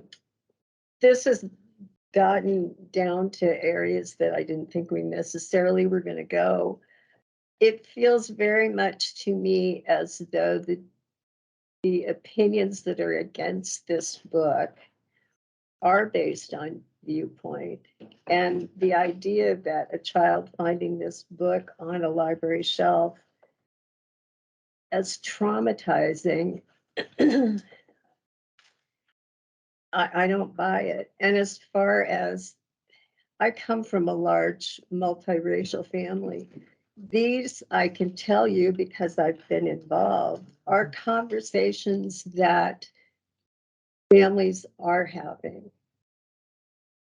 And a book that offers an avenue for a family, helps give words to a family discussing that, is a book that should be on the shelf. If your child finds a book that you find objectionable, you take the book away from the child, you either discuss it or not, depending on how you want to parent, and you return it to the library. Better yet, if they're so young that there's the possibility that they're going to be traumatized, they shouldn't be at the library by themselves. You should be there to guide their choices. The book should stay on the shelves and not in a special area. Anyone else? Let's see, let's go around and check because on my checklist, Judy, Vanessa, and Regina all have opportunities to say something now if you'd like to. Well, I want to say again, it's not viewpoint at all for this book, in my opinion. And talk about relevant times and everything. Literally on TV also, police are getting vilified all the time. And bad things being said about them or defund them. And for a child to not think that they can go to the cop, even if they have, like, say their home life is horrible, but they can't even go to the beat cop and, let them know, who are they supposed to go to if they can't even go to a police officer? Again, if they're lost at the mall or if there's something bad happening, they see a crime going down. I mean, I'm not talking about a 4-year-old seeing a crime going down. I'm talking about somebody that's taught this. And then when they're a little bit older, they just still think that cops are bad. So they're not even going to go to a cop when they know some crimes are being committed. It's not viewpoint. I think it literally is harmful for children to learn this. And Rochelle's motion doesn't take it out of the library. Do you have anything to say? Oh, I meant to say earlier that I wish that there was not a need for such a book. I believe I said that at the last meeting.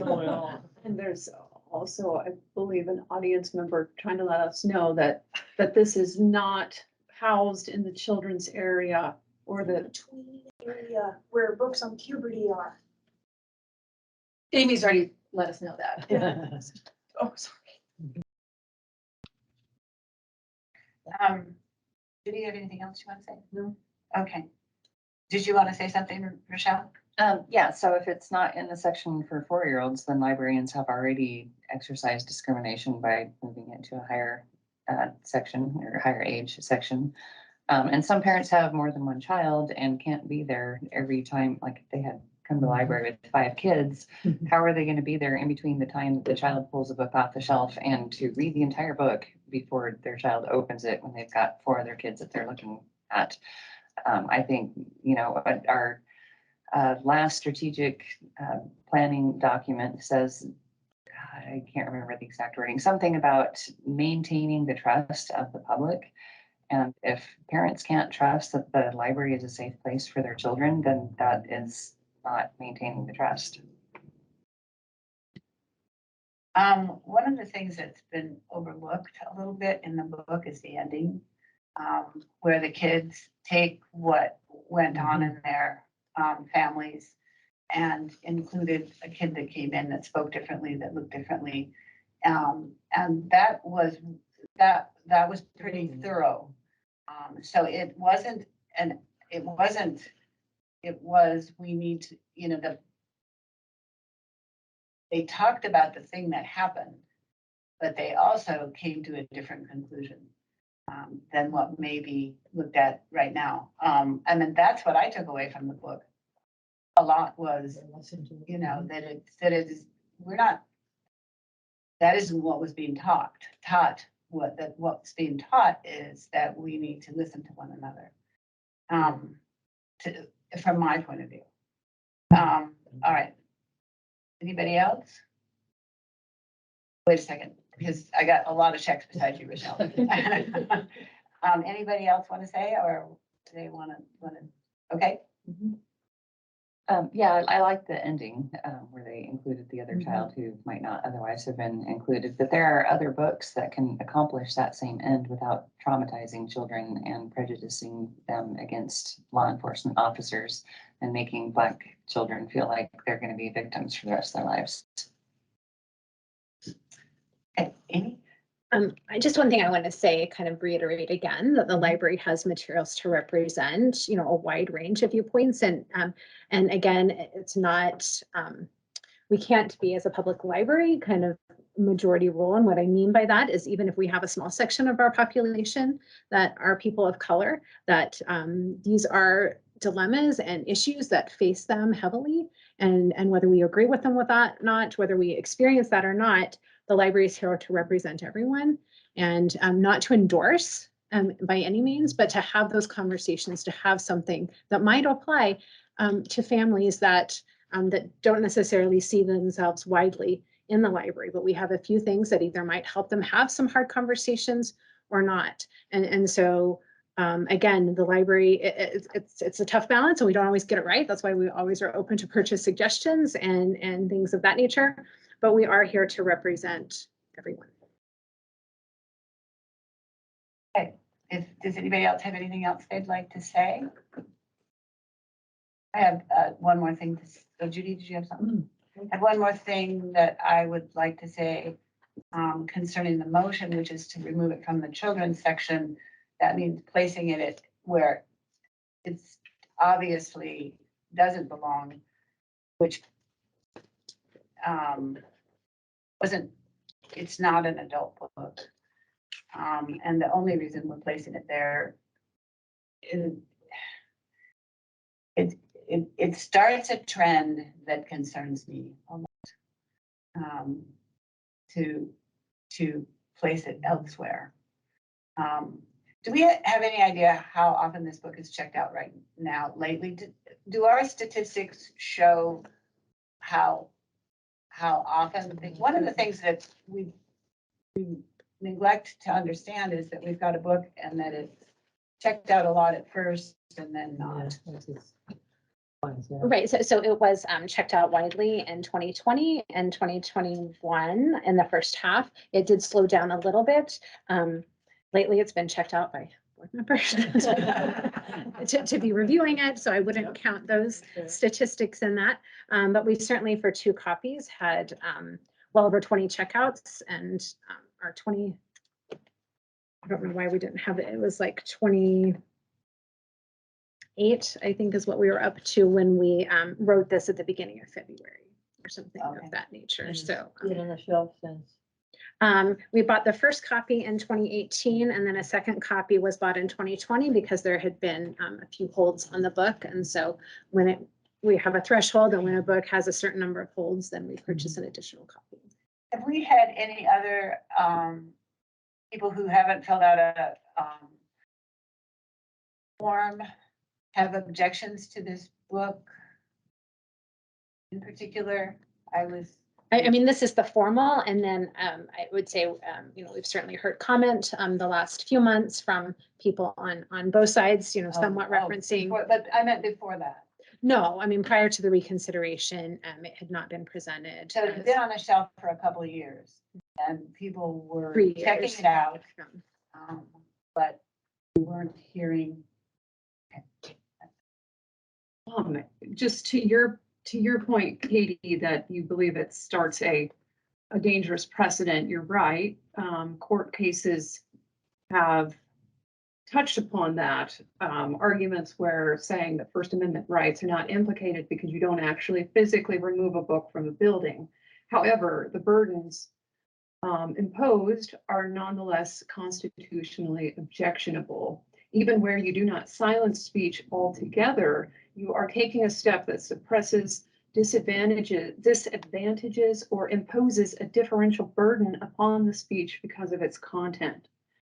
The fact that you can impose more draconian limitations on the speech is not justification for still imposing a limitation on the speech itself. One of my concerns, and maybe this is when you speak and it starts to get a big concern, is that the books we have for reconsideration look at small minorities, and it's like a pattern, and I'm like, because that's what I'm seeing in terms of the books being taken up, and I'm like, oh dear.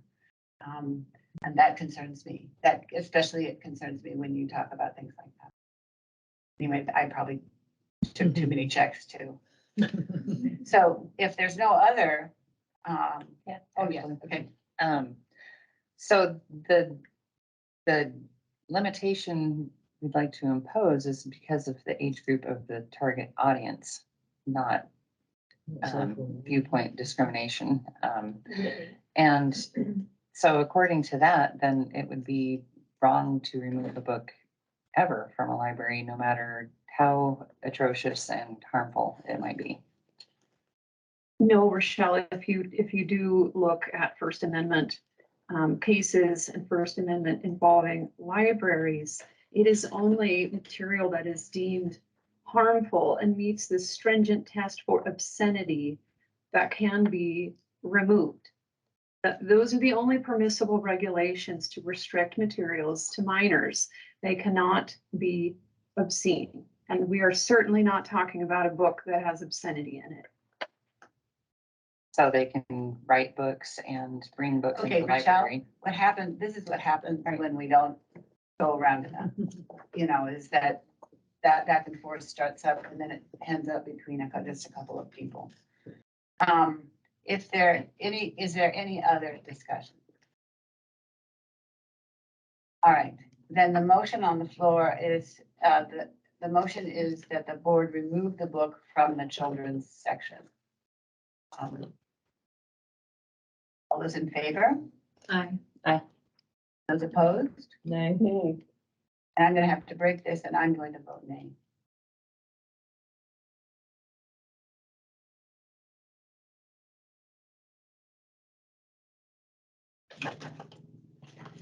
Okay, let's take a break, yes? Well, just before we leave the topic, I wanted to point out that I believe I misconstrued the request for, the material selection policy last month. When I made my motion, as has been pointed out today, it comes to the board for final action. So my motion last month was essentially, let's not do anything. But I don't think that was probably the way to go, as we must actually make some sort of substantive determination. unlike the US Supreme Court that can just say, nah. So given that we must take some sort of final action with regard to the book, something happened in our town, I would move that we uphold the determination of staff as outlined in the library director's letter of February 1, 2022. So just to repeat it again, my motion is that we uphold the determination of staff as outlined in the library director's letter of February 1, 2022. Oh, thank you for reading that again. So we're having a second motion concerning the book. Okay. Is there discussion on this motion? So it's kind of like these aren't opposite motions. I mean, the one that just got done because hers wasn't to remove it. And so now you're saying uphold that they don't remove it. I mean, I'm just to be clear. So it's, I mean, it already is not being removed. I'm saying that we uphold the staff determination as outlined in their letter. Says, based on the criteria of the community library selection by our staff unanimously recommends the book be retained in the collection. So that's the recommendation we have in the letter. That matches what you're. One of the things that you seem to be saying is that you approve of the thoroughness of the way they looked at it. Is that about upholding the policy? Is that Correct. I suggest that we adopt their findings as stated in the letter. okay? Any more discussion? Then would you please repeat that motion? Yes, I move that we uphold the determination of staff as outlined in the library director's letter of February 1, 2022. Okay, all those in favor Aye. and opposed? Nick? Isn't the word abstain? I abstain. Just because I feel like it's not a necessary motion. It's redundant and it's kind of beating the drum a bit. So I abstain. And I don't know if I can comment to an abstention, but I don't think so. Okay, so, all right. Okay, so now we have that, we have those two motions behind us. Let us take a break for a few minutes, and then what we will do is gather to have a tour of the library. When would you like to start, Madam Chair? Why don't we try to find Linda and gather out there? Right now. I'm full.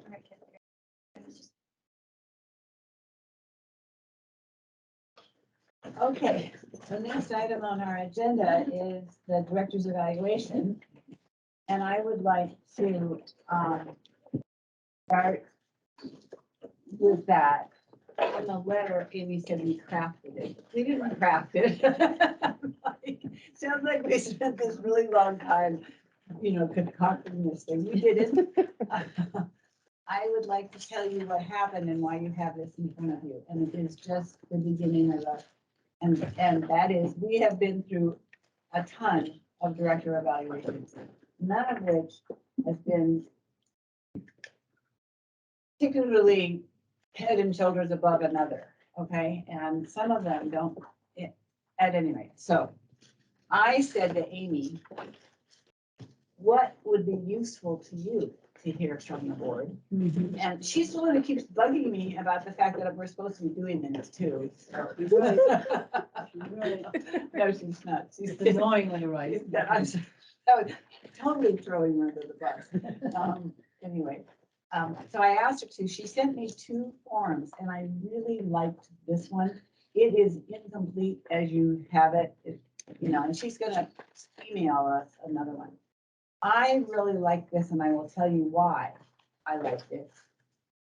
It has, when it's complete, it has all the areas that we would,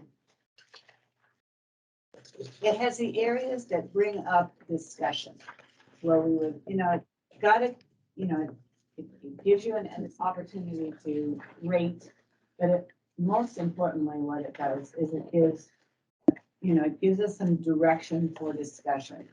And then I asked her to add at the very back, she had set a goal in our last evaluation, and we look at the old goals and then we set new ones.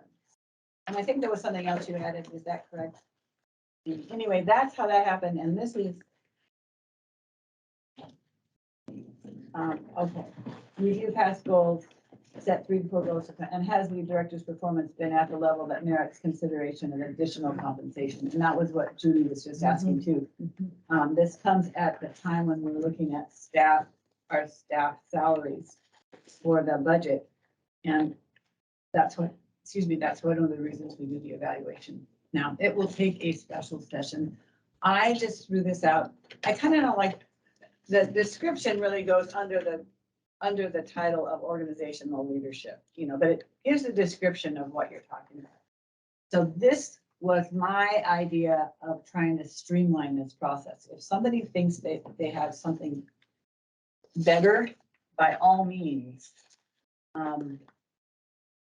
if you have anything that, or if you have any questions about it, we do need to set a date for this special meeting. But anyway, discussion on this. Or maybe, did you want to say anything first? Well, I'm just going to apologize for the copy job. So I apologize. It was another 2-sided job on that. Our admin assistant will hopefully be back up and running soon. She just started a couple weeks ago and then had to be out because her kids were sick. So we only got her for a day and not to help with the board packet. So, but yeah, and we had looked at several other libraries and their director evaluation forms, some that were really not necessarily very effective. And so when Katie says we came up with 2, it was based on some that other boards had created. So not 2 that we created from scratch. Right, this one was from Oak Park, Illinois Library System. What have you, over your years of being evaluated, have you seen any that you like any better than this?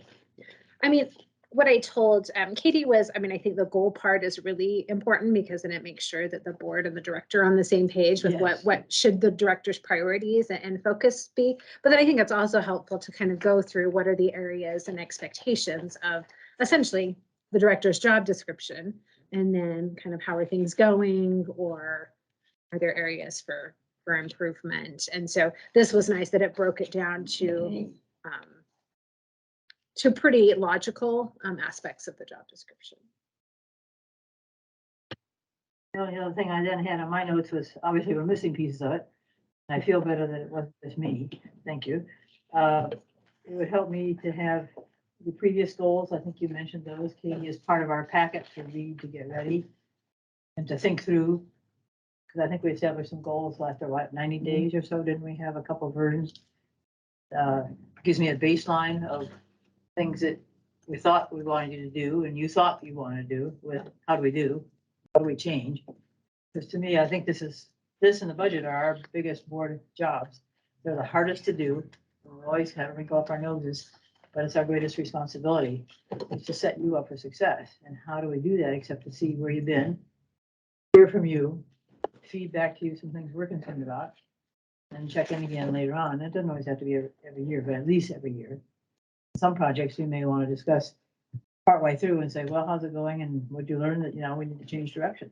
That's okay too. Communication is so important. So for me, it was whatever previous goals.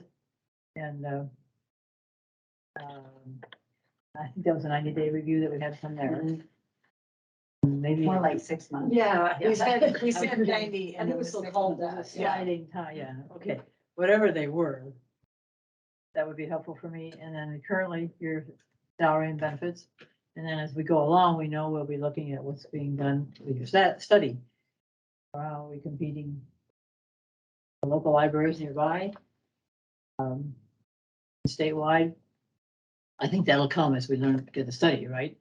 That you're working on launching the, both for employees, staff, and for you as director. So I had, and then missing pieces that will go with it. Yeah. Okay. Task goals. Those are my ideas. Thank you. Okay, anybody else have anything they'd like? Yep, I was just trying to give anyone else an opportunity. Well, I'm glad to hear the explanations of where this came from because, well, I did because I wouldn't want anyone to question the integrity of the person making up their own evaluation. And that's what the director's report sounded like. So I'm glad that that is not the case.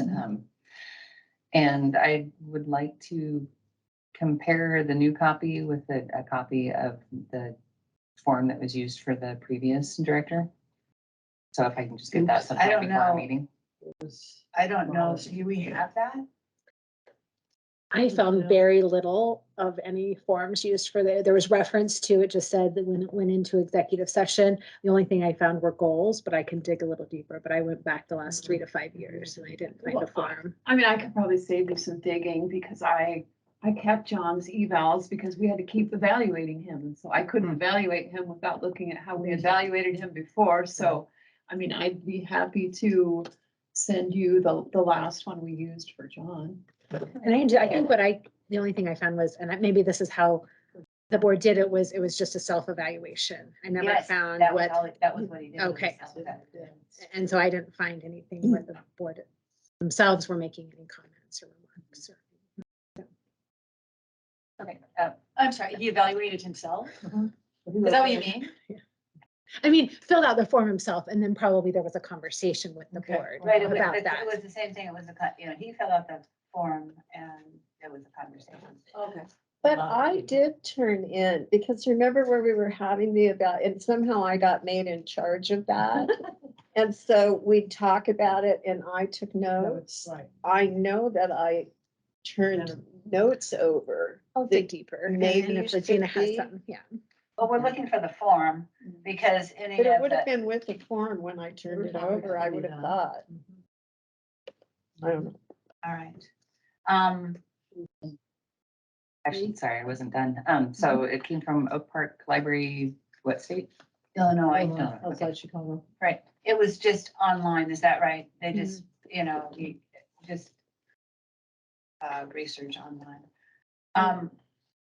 I'm not trying to make this what I was trying to do is find something that looked appealing to me too, as a board member. What would start how could I start a conversation?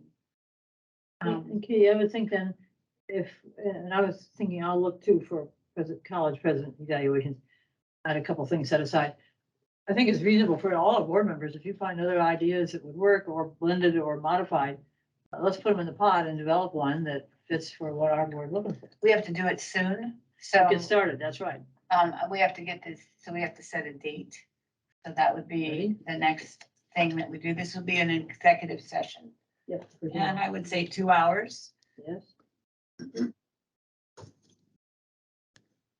We may be tacking on, just whenever we set that date, we may be tacking on the auditor's report I to think we've that. done that before in previous years. The same thing. Because she hasn't been able to make our regular meeting dates. So. Yeah. So, how much time do you want to take for looking at this evaluation? If we, When's our board meeting? 16th is the board meeting. We good to do it before that? yes, it would be very good to get it in there. We would need to get 16 it. days. But if you have concerns about the form itself, then I suppose what we could do is try to find what we sent John and then send this in total. Mhm. And what I would like to ask you to do is, if there aren't a huge number of objections, this actually looked good. And so I'm not asking you to say anything about it today, but timeliness would be valuable for us. This is also what we use when we look at the director's compensation, as we look at our our budget. Yeah, my comment, Katie, was, at this point, this is a good thing to start with. It doesn't mean as we go along, each year, if we find other things Right. we like, we add to the personnel file and say, let's make this evaluation sheet look like this, or include that, or whatever. It'll vary by what we're doing too. Okay, I have my old timey paper calendar out. So our board meeting is the 16th, is that what it is? Okay. So,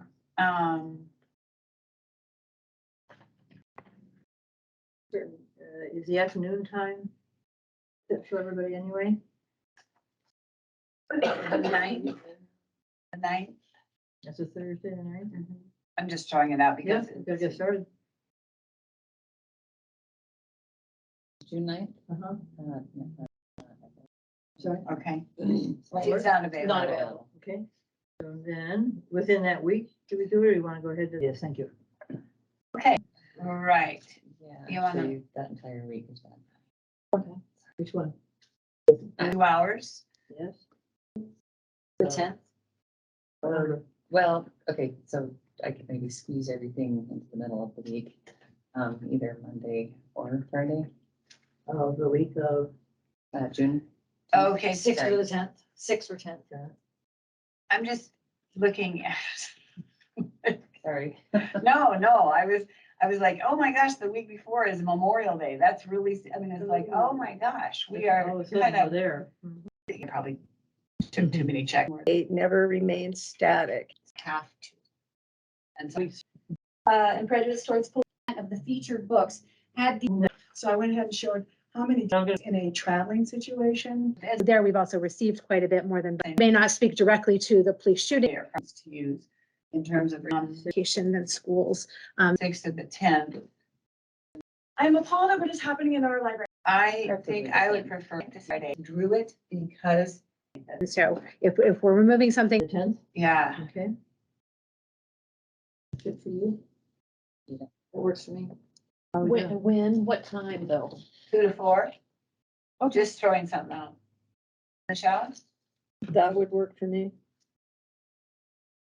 actually, Any second thoughts? no. Okay, so we're headed for Friday the 10th, Uh-huh. 2 to 4. That's evaluation. So So- before that, materials have to be emailed to us to look at. Right. Got it. And, yeah, we have to have a decision made, and what we'll do is we'll do it. I don't know what to do if we send this evaluation out and people have objection to it, and we've got this meeting. No, we'll do it. So if you have objections, so we can send the evaluation out soon, so if people have objections, we can. I'll send it out early next week, because I'll do that with the goals, and then if I find anything Good. for the prior director, I'll send all that early next week. Okay, In what library are we gonna do this at Post Falls? Post Falls, yeah, that sounds good. And Katie, I think we can all agree that we'll use this form at this time just to keep us going. But as we use it, we can make notes on it for the next. Does time. that work for people? Yeah, if we had the whole thing. Right, What do you Oh, mean, yeah. use the form?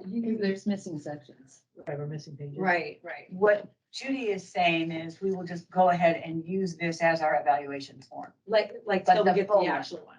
And, the full one, yes. Okay. And Make notes on I it. am Right. wondering if that is acceptable. I actually think it's pretty good. Doing it. We've tried a multitude of ways. From my recollection of the one we were using before, I think this is an improvement. Do you? I felt. Yeah, that, and but- it does sound funny when you say, so the director evaluated himself. It wasn't quite like. Right. That's the story. Okay, just confirming that. Okay, so Started the 10th. Friday the 2 to 4, 10th, 2 to 4, okay. Post Falls. Sounds good. And we may have Tony at that. And if so, we'll, Tony Hackworth. yes, Tony Hackett. Okay, then the next item on the agenda is the director's report. So I don't have a lot, and I know we're kind of coming to the end. So I did want to, I had mentioned that we are moving forward with the compensation study. We had budgeted for that in the additional carry forward, so in our budget amendment. And so we put out an informal RFP and received a few proposals, and moving forward with a company, McGrath Human Resources, that has done quite a few city and county entities and libraries as well. And they'll definitely be doing comparative markets, but I I know we sometimes use as anecdotal evidence private businesses, but really that's not what they're going to be comparing against because we're not funded like a private business and we should not be paying accordingly, but we can compare ourselves against other government entities and other libraries. And so that's what they'll be looking at. And they'll be looking at local markets, but they also look at regional markets or markets in the state that might have a similar cost of living, a similar funding structure. So they'll be looking at all of that and we'll have the results. We may not have the results. We'll have the results probably in August. So what we'll kind of be doing in the budget is making room, kind of an estimated, if we were able to even fit anything in the budget. We're still piecing together and should have the first draft of the budget at our June meeting. But then we could say, well, based on our estimates, we might be able to do this much to be able to include some of the recommendations, or maybe we can't do anything, but it gives us a roadmap, or maybe we can do phase 1 and there's going to be 4 phases. So, and that will be something that will certainly be a conversation. So it's a lot of data gathering on both their end and our end, but we'll get going on that in the next, we selected them. We're working on the contract and we'll get going in the next week or two. It's really, I think all I have.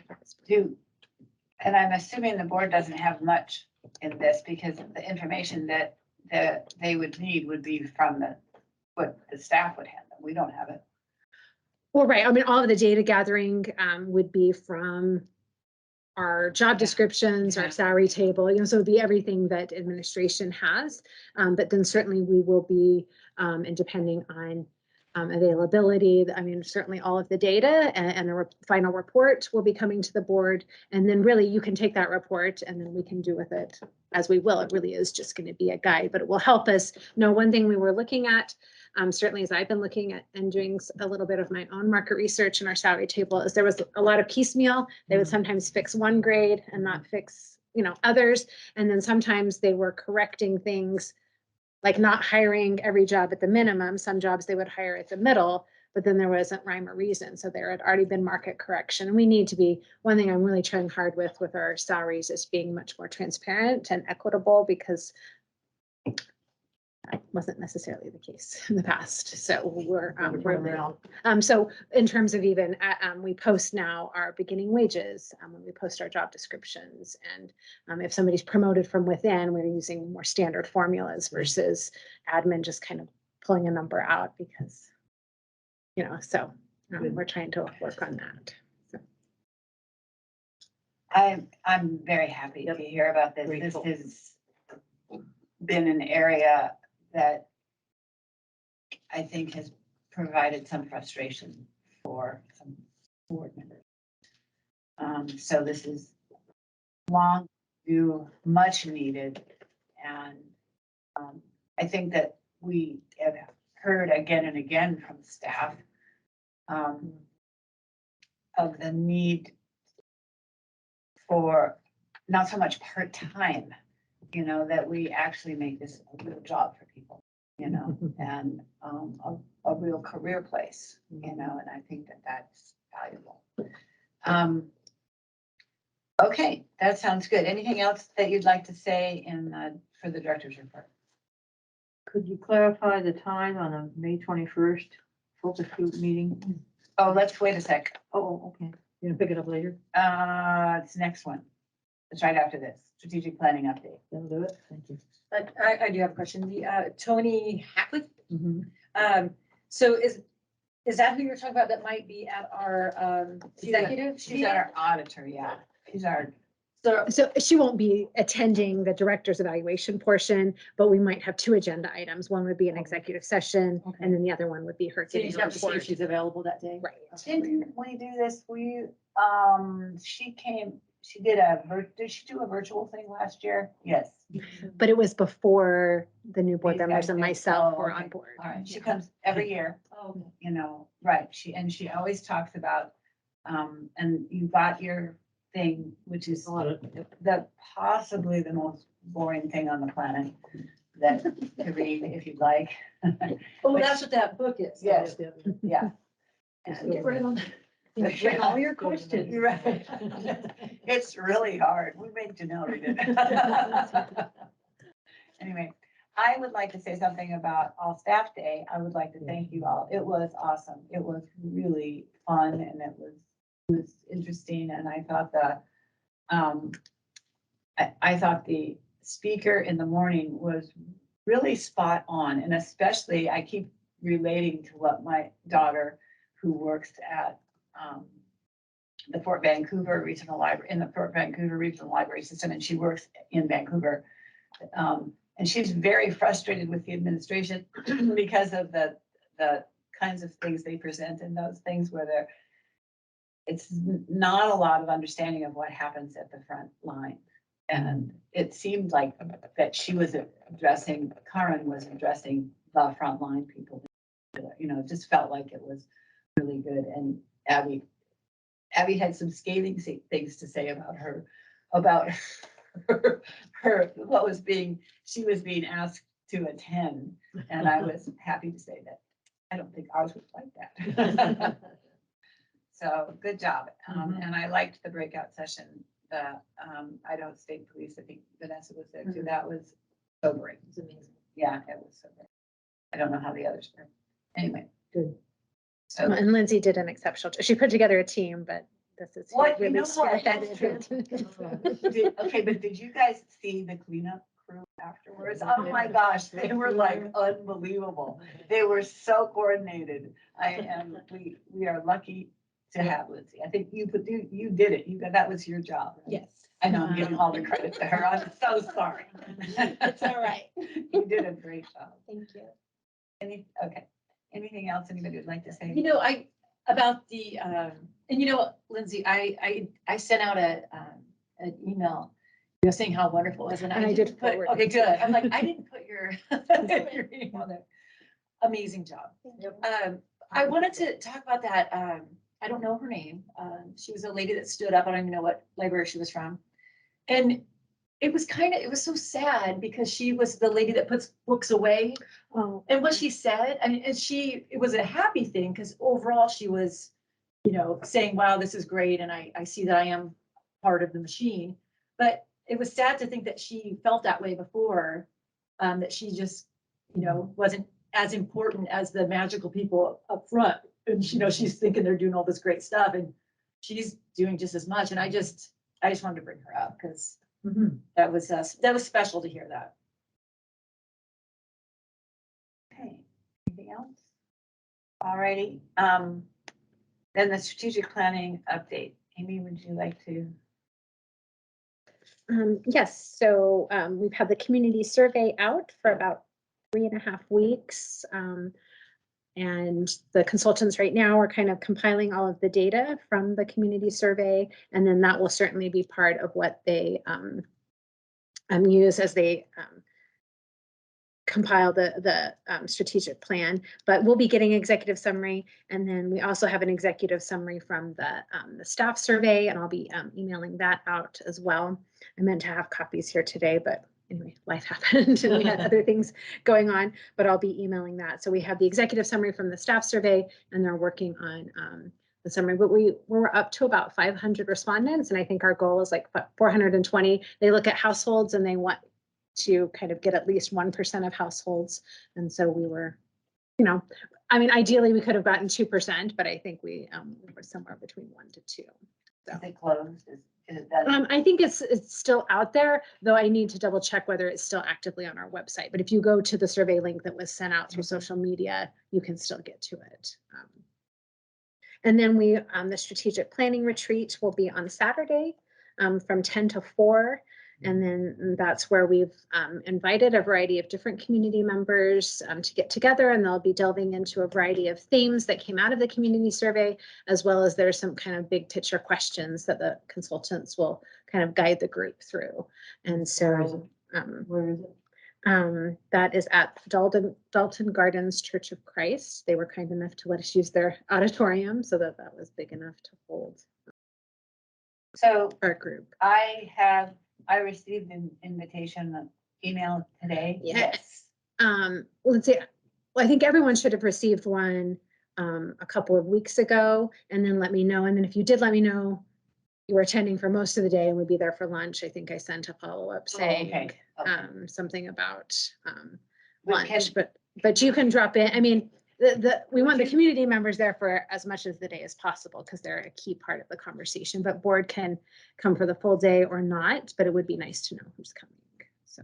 Right, so, will you send them what, I don't know if it's what you sent me, but something that lets them, so that they can respond if they would like to come? Yes, I'll just- and I did, but I'll resend it. Okay. Yeah. that sounds good. I don't remember getting, I don't remember getting one for this, although I did have in my phone a day or the place. I think, But I because don't I think I remember. got a response back from you that said, thank you. Me? But yeah, but it didn't necessarily say you were coming or not.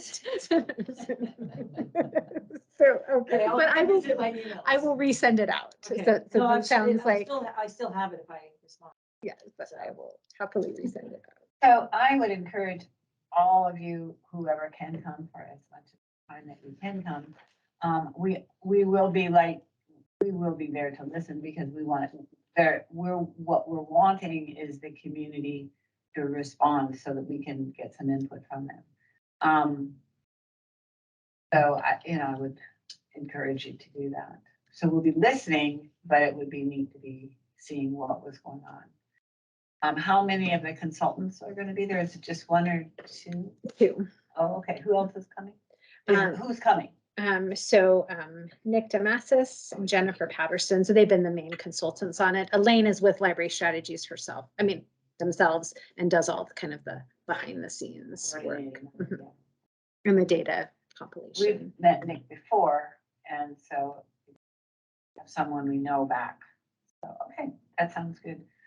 And then just a reminder, this was one, the steering committee working with the board and staff, so it is this group that's coming, wasn't necessarily a wide invite. This was for key members that you all had suggested, and then other members of the steering committee had suggested as well. So, and they were given an invite to kind of well. And there were a lot of suggestions, weren't there? I mean, there were like. We sent out about 100 invites. Mhm. Yeah, and we were not getting that many people, people, it's a long time to ask people to come and volunteer, share their time, but I think we have about 30. Okay, and I know that I worked really hard on making sure that there was a wide range of viewpoints in terms of people who are out. I think that, did it look like that's what we got? Mhm. Oh, good. Good. Okay. The next item on the agenda is Trustee Continuing Education, which we haven't done anything about yet. So it's just there. And then facility. Do we have anything that we need on facility? Not necessarily. We're working continually on or I should say facilities is working continually on the leak in Harrison, the water seepage. I mean, it's not a leak in the building. I apologize. It's a water seepage that's coming from a city water line, perhaps, or from a spring, perhaps, or. Spring, it's always the spring. Well, It's always the spring. But the city is very involved this time because there does seem to be some evidence that it's coming from the, so their public works The plot department. thickens. Yes. But that's kind of what's occupying As facilities young time women, at the we moment. walked that piece of property. And we noted that there was a spring there. It's the perennial Harrison problem. Anyway, is it, yes. Is it damaging the building? No, but I mean, there is concern that if it continues, that there could be mold growth and other things underneath. So I think we're, wanting to certainly fix it as soon as we can. But since we're working with other entities, it's not all dependent on us and our contractors. It's dependent on the city and their contract. Yes, we're pleased with the lighting at Rathdrum. Okay, legislative updates of any sort?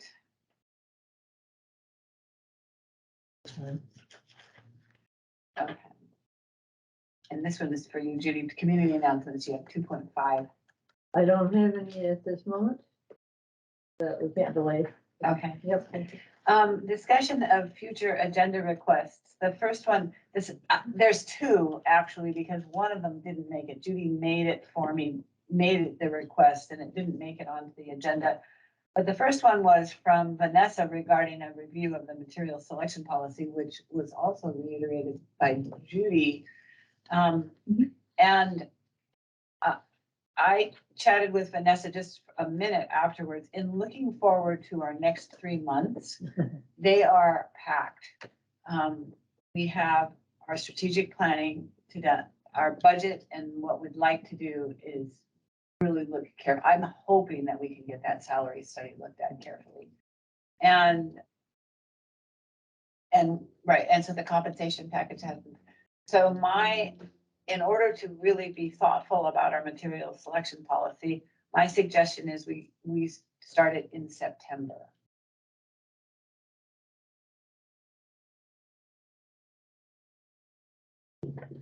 That sounds fine with me, Katie. In looking at the policy again, I mean, it says it's to be looked at every 3 years. So, I mean, we're already past that, but so, I mean, just kind of is what it is. Right, and something that we don't have in it is any sort of direction for what the board does with it when it comes to the board, which is something we might want to fill out. It's that last section. Might want to look at that. So is September okay? Yep. Everybody's okay with that? That would be awesome to do that. Then also Judy's request is, the second thing is, Judy is asking, this would be in an executive session, for a board self-evaluation. And did you want to talk a little bit more on that, Judy?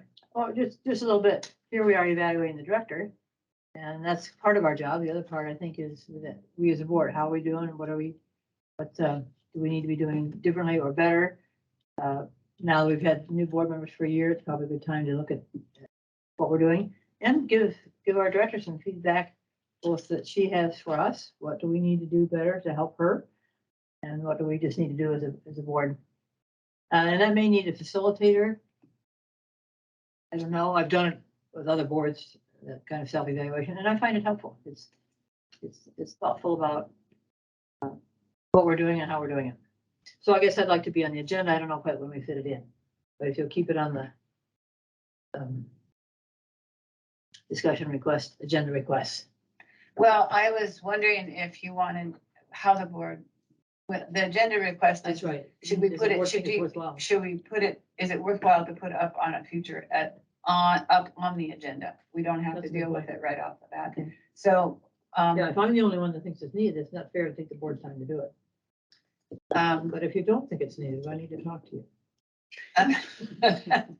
so would you like to chime in on this, anybody?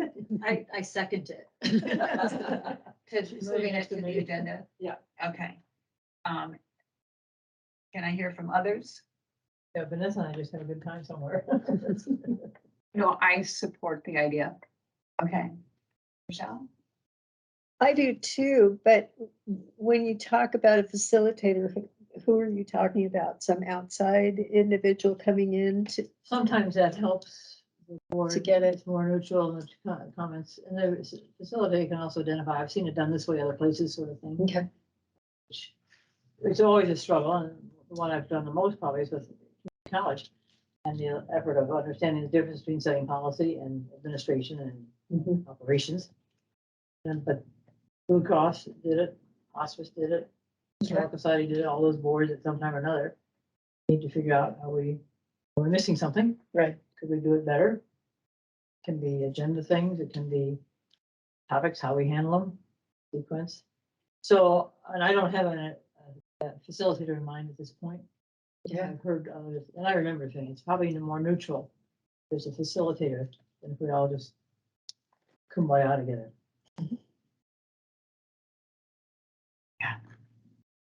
I don't get it off your list. Yeah. Objections? Did you want to say anything, Michelle? Okay, then we will move it to the agenda. Is that correct? Everybody's okay with that? All right, and we'll Thank you. kind of put our heads together about the possibility. I personally would love to see a facilitator. When we've done this before, we've I'm thinking of the one time we did it. Gosh, I can't remember the facilitator's name, but it was good. It was a good look and she was able to help us look. I remember she had us do a swap. Some look at- Yeah, Mhm, and that was right. one of the things. And those things are, I realize they're, or have been around forever, but they can be very useful. But she had us do some other stuff too, in terms of board self-evaluation. So I think a facilitator would be good. Finding somebody who's not hugely expensive would be really great. Understand the goal. Yeah. Good. All righty, then we've got those two things that move to the agenda. And do we need any other that special, here I made you guys all come in early and we can actually leave early. I know, and Judy's gotta leave. So, do we have any other meeting dates or anything that we want to set? I don't know that I considered 5 minutes all that early, but I don't know why I'm thinking it's 5:30, because we've been going to 5:30 so much. Yeah. You know, okay, you're right, it's only 4 minutes. but I'll move we adjourn. Okay, it's been moved to be adjourned. All those in favor? Aye. All right, we're adjourned. Thank you all for coming. Yep, good Memorial Day weekend, And everybody. I'll take the 5 minutes.